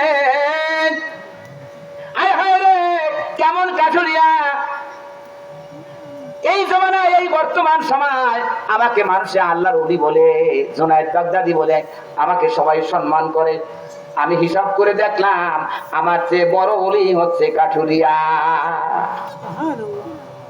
কাঠুরিয়ার চেহারার দিকে তাকাইয়া কানতেছে আর কানতেছে, বলতেছে, কাঠুরিয়া রে, তোর হাতটা একটু আমার কাছে দে। জোরে বলেন সুবহানাল্লাহ। এই কাঠুরিয়া, তোর হাতটা একটু আমার কাছে দে, আমার সাথে ওয়াদা কর, আল্লাহ যদি তোরে কবুল করে আমি জুনায়েদ রে না নিয়া জান্নাতে যাবি না। আল্লাযীনা আমানু ওয়া কানু ইয়াত্তাকুন, তারাই হচ্ছে আল্লাহর ওলি, যারা সত্যিকার ঈমানদার, যাদের মধ্যে আল্লাহ ভীতি আছে, যাদের মধ্যে তাকওয়া পরহেজগারিতা আছে। জোরে জোরে বলেন সুবহানাল্লাহ। একজন রুটিওয়ালাও হতে পারে আল্লাহওয়ালা। কি বলেন, ঠিক কিনা? ঠিক। মাযহাব কয়টা বলেন তো? চারটে। চারটা মাযহাব, হানাফি, হাম্বলি, শাফি, মালিকি। এই চার মাযহাবের অন্যতম মাযহাব হাম্বলি মাযহাব। হানাফির পরেই হাম্বলি মাযহাব। ঠিক। এই হাম্বলি মাযহাবের ইমাম আহমদ ইবনে হাম্বল রাহমাতুল্লাহ আলাইহি জগৎ বিখ্যাত একজন আলেম ছিলেন। 40,000 হাদিসের পাণ্ডুলিপি তিনি তৈরি করেছেন। তার কিতাবখানার নাম আছে মুসনাদে আহমদ। জোরে বলেন সুবহানাল্লাহ। উনি হাদিস সংগ্রহের জন্য গোটা বিশ্বে ভ্রমণ করেছেন। শুনেছেন অমুক জায়গায় একজন সাহাবী মারা গেছে, কষ্ট করে সেখানে হাঁটতে হাঁটতে গেছে, যাইয়া ওই এলাকার মানুষের কাছে বলছে, এই সাহাবী তো ইন্তেকাল করেছে, আল্লাহ রাসূলের সাহাবী, সে কি হাদিস বলেছে তোমরা বলো। 2 রাকাত নামাজ পড়েছেন, উযু করেছেন, নামাজ পড়েছেন, তারপরে ওই হাদিসখানা শুনেছেন, নিজে যাচাই বাছাই করেছেন, তারপরে হাদিসের পাণ্ডুলিপি করেছেন, নোট করেছেন। জোরে জোরে বলেন সুবহানাল্লাহ। এইভাবে 40,000 হাদিস তিনি লিখেছেন পৃথিবীর দিক দিগন্তে ঘুরে ঘুরে। জোরে বলেন সুবহানাল্লাহ। এত বড় জগৎ বিখ্যাত আলেম, একটা মাযহাবের যিনি ইমাম, তিনি এক মসজিদে এশারের নামাজ পড়লেন। নামাজের পরে মুয়াজ্জিনকে বললেন, মুয়াজ্জিন ভাই, আমি বিদেশি মানুষ, আমাকে একটু থাকতে দাও। মুয়াজ্জিন বলতেছে, না, আমার দায়িত্ব হচ্ছে জানলা কপাট বন্ধ করে আমি আমার কাজে চলে যাব, আমি আপনাকে চিনি না, আমি আপনাকে থাকতে দিব না। আল্লাহু আকবার। জগৎ বিখ্যাত আলেম, তার স্থান মসজিদে হলো না। আবার হাঁটতে লাগলেন, হাঁটতে হাঁটতে দূর থেকে দেখতেছে এক জায়গায় আগুন জ্বলতেছে। ওখানে চলে গেলেন, গিয়ে দেখতেছেন এক রুটিওয়ালা রুটি বানাইতেছে, রুটি ভাজতেছে, রুটি বিক্রি করতেছে। যতটুকু কথা প্রয়োজন ততটুকু বলে, যখনই সময় পায় ফাইজা ফারাগতা ফানসাব ওয়া ইলা রাব্বিকা ফারগাব। আল্লাহ তাআলা বলেন, বান্দারে অনর্থক কথাবার্তা বলো না, অনর্থক কাজবাজ করো না। তুমি যখন সময় পাও আমার আরাধনায় লিপ্ত হয়ে যাও, যখনই অবসর পাও আমার জিকির আজগারে মশগুল হয়ে যাও। লা ইলাহা ইল্লাল্লাহ, লা ইলাহা ইল্লাল্লাহ, লা ইলাহা ইল্লাল্লাহ মুহাম্মাদুর রাসূলুল্লাহ সাল্লাল্লাহু আলাইহি ওয়াসাল্লাম। রুটিওয়ালাকে বলল, ইমাম আহমদ ইবনে হাম্বল রাহমাতুল্লাহ আলাইহি, বাবা, আমি তো কোথাও জায়গা পাইলাম না, শীতের রাত, তোমার এই চুলার কাছে আমার একটু বসতে দিবা? কাল বসেন, অসুবিধা কি? হযরত ইমাম আহমদ ইবনে হাম্বল লক্ষ্য করলেন, ওই রুটিওয়ালা রুটি বানাইতেছে, রুটি ভাজতেছে, রুটি বিক্রি করতেছে, যতটুকু কথা প্রয়োজন ততটুকু বলে, যখনই সময় পায় তখনই বলে। পড়েন সকলে, আস্তাগফিরুল্লাহ, আস্তাগফিরুল্লাহ, আস্তাগফিরুল্লাহ, আস্তাগফিরুল্লাহ। জোরে বলেন সুবহানাল্লাহ। কি এরা জিকির না? জিকির। হ্যাঁ, জিকির। আল্লাহু আকবার, বড় জিকির। আস্তাগফিরুল্লাহ, আস্তাগফিরুল্লাহ, আস্তাগফিরুল্লাহ। আমি আল্লাহর কাছে ক্ষমা চাই, আমি আল্লাহর কাছে মাফ চাই। আল্লাহর নাম উচ্চারণ হলো, নিজেকে গুনাহগার বলে আল্লাহ যে ক্ষমাকারী, আল্লাহ যে গফুর গফফার, আল্লাহর নামটাও প্রকাশ করলো। জোরে বলেন সুবহানাল্লাহ। রহমাতুল্লাহ লক্ষ্য করলেন, যখনই সময় পায় তখনই বলে আস্তাগফিরুল্লাহ, আস্তাগফিরুল্লাহ, আস্তাগফিরুল্লাহ। আমি একবার কয়েকবারই তালতলিতে মাহফিল করার সুযোগ হয়েছে। ইঙ্গুল আলাদা করে এক লোকটা ছিল, উনি একটা মাদ্রাসা করেছেন, ওনার মাদ্রাসায় মাহফিল করতে যাই। এই লোকটার একটা অভ্যাস দেখছি, কথা কয় আবার আস্তাগফিরুল্লাহ, আস্তাগফিরুল্লাহ, আস্তাগফিরুল্লাহ। আমি বললাম যে আপনার এই আমলটা আমার অত্যন্ত ভালো লাগে, আপনি কথা বলেন, আবার যখন সময় পান আপনি বলেন আস্তাগফিরুল্লাহ আস্তাগফিরুল্লাহ, জোরে বলেন সুবহানাল্লাহ। এইটাই আল্লাহর ওলিদের লক্ষণ, এইটা তারা অনর্থক সময় নষ্ট করে না। একজন মুমিনের যতগুলো গুণ থাকা দরকার, ওয়াল্লাযিনা হুম আনিল লাগwi মুরিদুন, মুমিন বান্দা অনর্থক কথাবার্তা বলে না, অনর্থক কোনো কাজ করে না। যতটুকু কথা বলা প্রয়োজন, যতটুকু কাজ করা প্রয়োজন, ততটুকুই করে। ফাইজা ফারাগাতা ফানসাব ওয়া ইলা রাব্বিকা ফারগাব, যখনই সময় পায় তখনই সে আল্লাহর আরাধনায়, আল্লাহর জিকিরে মশগুল হয়ে যায়। জোরে বলেন সুবহানাল্লাহ। এইবারে বিনয়ের সাথে ইমাম আহমদ ইবনে হাম্বল রুটিওয়ালাকে বলতেছে, বাবা রুটিওয়ালা, আমার জানতে বড় বাসনা, তুমি যখনই সময় পাও তখনই বলো আস্তাগফিরুল্লাহ আস্তাগফিরুল্লাহ আস্তাগফিরুল্লাহ। এর মধ্যে তুমি কি শান্তি পাইলা? জোরে বলেন সুবহানাল্লাহ। আল্লাহর জিকিরের মধ্যে শান্তি আছে না? হ্যাঁ, কইছে কেডা? আল্লাহ রাব্বুল আলামিন বলেন, আলা বিযিকরিল্লাহি তাতমাইন্নুল কুলুব। আল্লাহু আকবার। সাবধান, খবরদার, জানিয়া রাখো, আল্লাহর জিকিরের মধ্যেই তোমার হৃদয়ে শান্তি হয়ে যাবে। ধন সম্পদ শান্তি দিতে পারে না, সুন্দরী স্ত্রী শান্তি দিতে পারে না, ক্ষমতা শান্তি দিতে পারে না।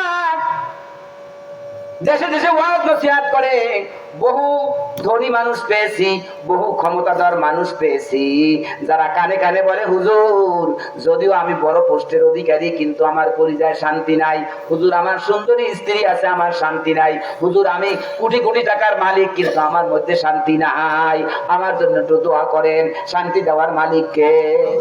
আল্লাহ রাব্বুল আলামিন বলেন, আলা বিযিকরিল্লাহি তাতমাইন্নুল কুলুব। সাবধান, খবরদার, জানিয়া রাখো, শান্তি চাও তো আমার নামের জিকির করো। জোরে বলেন সুবহানাল্লাহ। বাবা তুমি কি শান্তি পাইলা? এই আস্তাগফিরুল্লাহ আস্তাগফিরুল্লাহ। এইবারে রুটি আলা বলতেছে, ও পথিক, ও মুসাফির, আমি একজন মুস্তাজাবুদ দাওয়াত। জোরে বলেন সুবহানাল্লাহ। আমি একজন, কেউ বলতে পারেন না, মুস্তাজাবুদ দাওয়াত। আমি কি বলেন তো? কথা বলেন না। আমি একজন মুস্তাজাবুদ দাওয়াত। মুস্তাজাবুদ দাওয়াত বলে ওই ব্যক্তিকে যে হাত তুলতে দেরি হয়, আল্লাহর দরবারে কবুল হইতে দেরি হয় না। জোরে বলেন সুবহানাল্লাহ। ওই যে মোকাম্মেল হাসনাবাদ না আসলে হাত তুলতে দেরি হয়েছে, কবুল হইতে দেরি হয় না। আল্লাহ হাসনার মহলে বৃষ্টি হইতে পারবে না, বৃষ্টি হয় না, চতুর্দিকে বৃষ্টি হয়েছে, মোকামিয়ার দরবারে বৃষ্টি হয় না। যারা দেখছে তাদের সাথে সাক্ষাৎ হয়েছে, আমি তো আর দেখি নাই হুজুরে, ঠিক কিনা? সুবহানাল্লাহ। এটাকে বলে মুস্তাজাবুদ দাওয়াত। হাত উঠাইতে দেরি, কবুল হইতে দেরি হয় না। রুটিওয়ালা বলতেছে, ও মুসাফির, আমি একজন মুস্তাজাবুদ দাওয়াত। আমি আল্লাহর দরবারে যে দোয়া করি, আল্লাহর দরবারে দোয়া মঞ্জুর হয়ে যায়। যারা বলেন সুবহানাল্লাহ। আমার জীবনের সব কিছু আমি পাইছি, আমি যা আশা করেছি আল্লাহর কাছে, যা চাইছি সব পাইছি, কিন্তু আমার একটা দোয়া এখন পর্যন্ত কবুল হয় নাই। আমার দোয়া একটা এখন পর্যন্ত কবুল হয় নাই। ইমাম আহমদ ইবনে হাম্বল বললেন, বাবা সেই দোয়াটা কি যেটা কবুল হয় নাই? সবই তোমার কবুল হয়েছে, তুমি মুস্তাজাবুদ দাওয়াত, তুমি হাত উঠাইতে দেরি কিন্তু কবুল হইতে দেরি হয় না, তোমার সব মনোবাঞ্ছা পূর্ণ হয়েছে, তুমি আল্লাহর কাছে যা চাইছো তাই পেয়েছো। কোন দোয়াটা কবুল হয় না একটু বলো দেই। এইবারে বললেন, ও মুসাফির, আমি শুনেছি বিশ্ববিখ্যাত একজন আল্লাহর ওলি, বিশ্ববিখ্যাত একজন বড় আলেম ইমাম আহমদ ইবনে হাম্বল, চার মাযহাবের এক মাযহাবের ইমাম। আমি তার দিদারের আশায় এখানে বসে আল্লাহ আল্লাহ করতেছি, এখন পর্যন্ত ওই আল্লাহর ওলির আমি সাক্ষাৎ পাই না। জোরে বলেন সুবহানাল্লাহ। এইভাবে বললেন, বাবারে তোমার যে দোয়াটা এতদিন পর্যন্ত মঞ্জুর হয় নাই, সেই দোয়াটা আজকে মঞ্জুর হয়ে গেছে। আমি ইমাম আহমদ ইবনে হাম্বল। জোরে জোরে বলেন সুবহানাল্লাহ। আল্লাযীনা আমানু وكانوا يتقون তারা হচ্ছে আল্লাহর ওলি, যারা প্রকৃত ঈমানদার, যাদের মধ্যে তাকওয়া আছে, পরহেজগারিতা আছে, আল্লাহ ভীতি আছে। জোরে জোরে বলেন সুবহানাল্লাহ। আসুন আমরা একটু মিলাদ পড়ি। ইয়া নবী সালাম, ইয়া রাসূল সালাম, ইয়া হাবিব সালাম আলাইকা।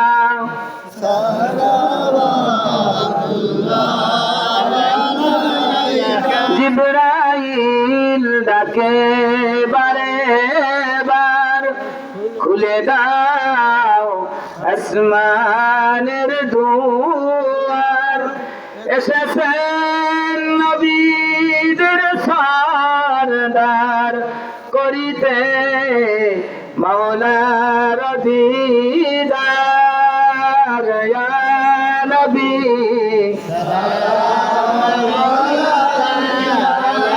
ইয়া রাসূল সালাম, ইয়া হাবিব সালাম,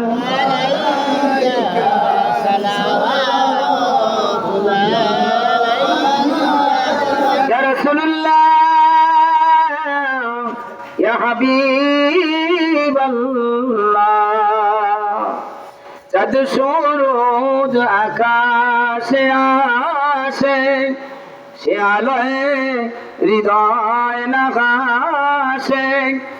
এলে তাই হেন বড়বি, মানবের মনের আকাশে। ইয়া নবী সালাম আলাইকা, ইয়া রাসূল সালাম আলাইকা, ইয়া হাবিব সালাম আলাইকা। সালাম আলাইকা। নবীজির পিতা আব্দুল্লাহ, নবীজির মাতা আমেনা, নবীজির দাইমা হালিমা, নবীজির রোজা মদিনা। ইয়া নবী সালাম আলাইকা, ইয়া রাসূল সালাম আলাইকা, ইয়া হাবিব সালাম আলাইকা।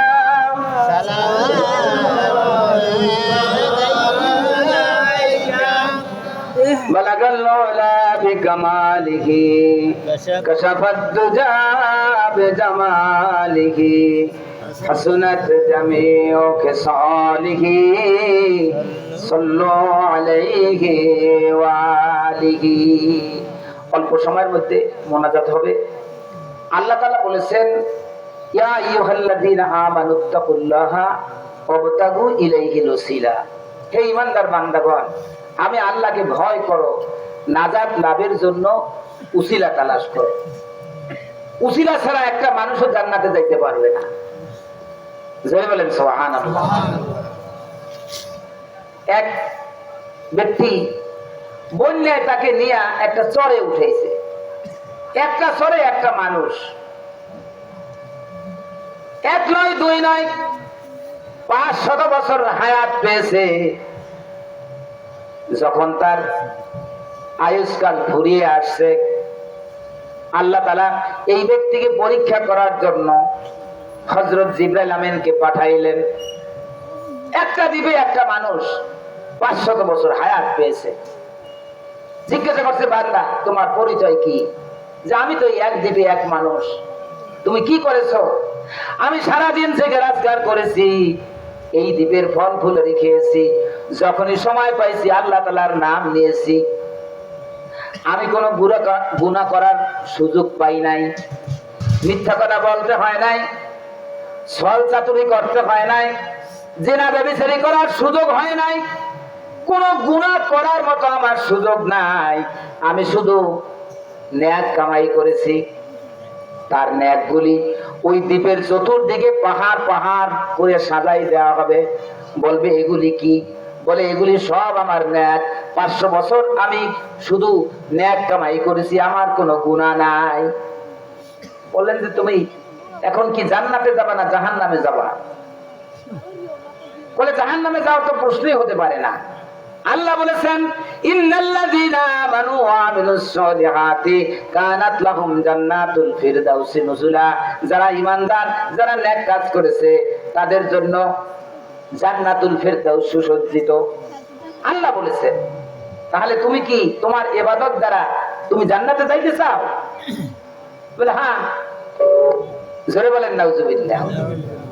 ইবাদতের বড়াই করলে হবে না, নামাজের বড়াই করে কেউ জান্নাতে যাইতে পারবে না, রোজার বড়াই করে কেউ জান্নাতে যাইতে পারবে না, দান সদকার বড়াই করে কেউ জান্নাতে যাইতে পারবে না, হজের বড়াই করে কেউ জান্নাতে যাইতে পারবে না।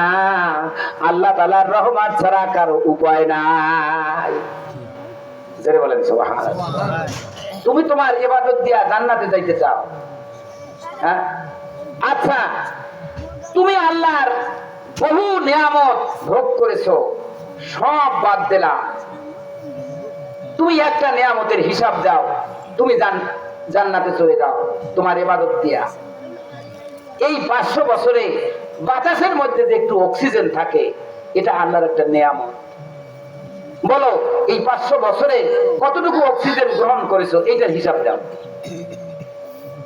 যখনই বলছে তখনই লোকটা কিং কর্তব্য বিমূর হয়ে গেছে, সম্মম বুকমন ওমিয়ন ট্রাউলাইয়ারজিও, একেবারে বোবা হয়ে গেছে যে এটা ইম্পসিবল, কখনো সম্ভব না। তাহলে এই আল্লাহর একটা নিয়ামতের জন্য তোমার সমস্ত ন্যাক ঘুটেই নেওয়া হলো। তুমি এখন দেখো এই দ্বীপের চতুর্দিকে যে তোমার পাহাড় পাহাড় ন্যাক ছিল, আছে কিনা তাকাইয়ে দেখবে যে খালি। তখন আল্লাহর দরবারে কাঁদতে থাকবে।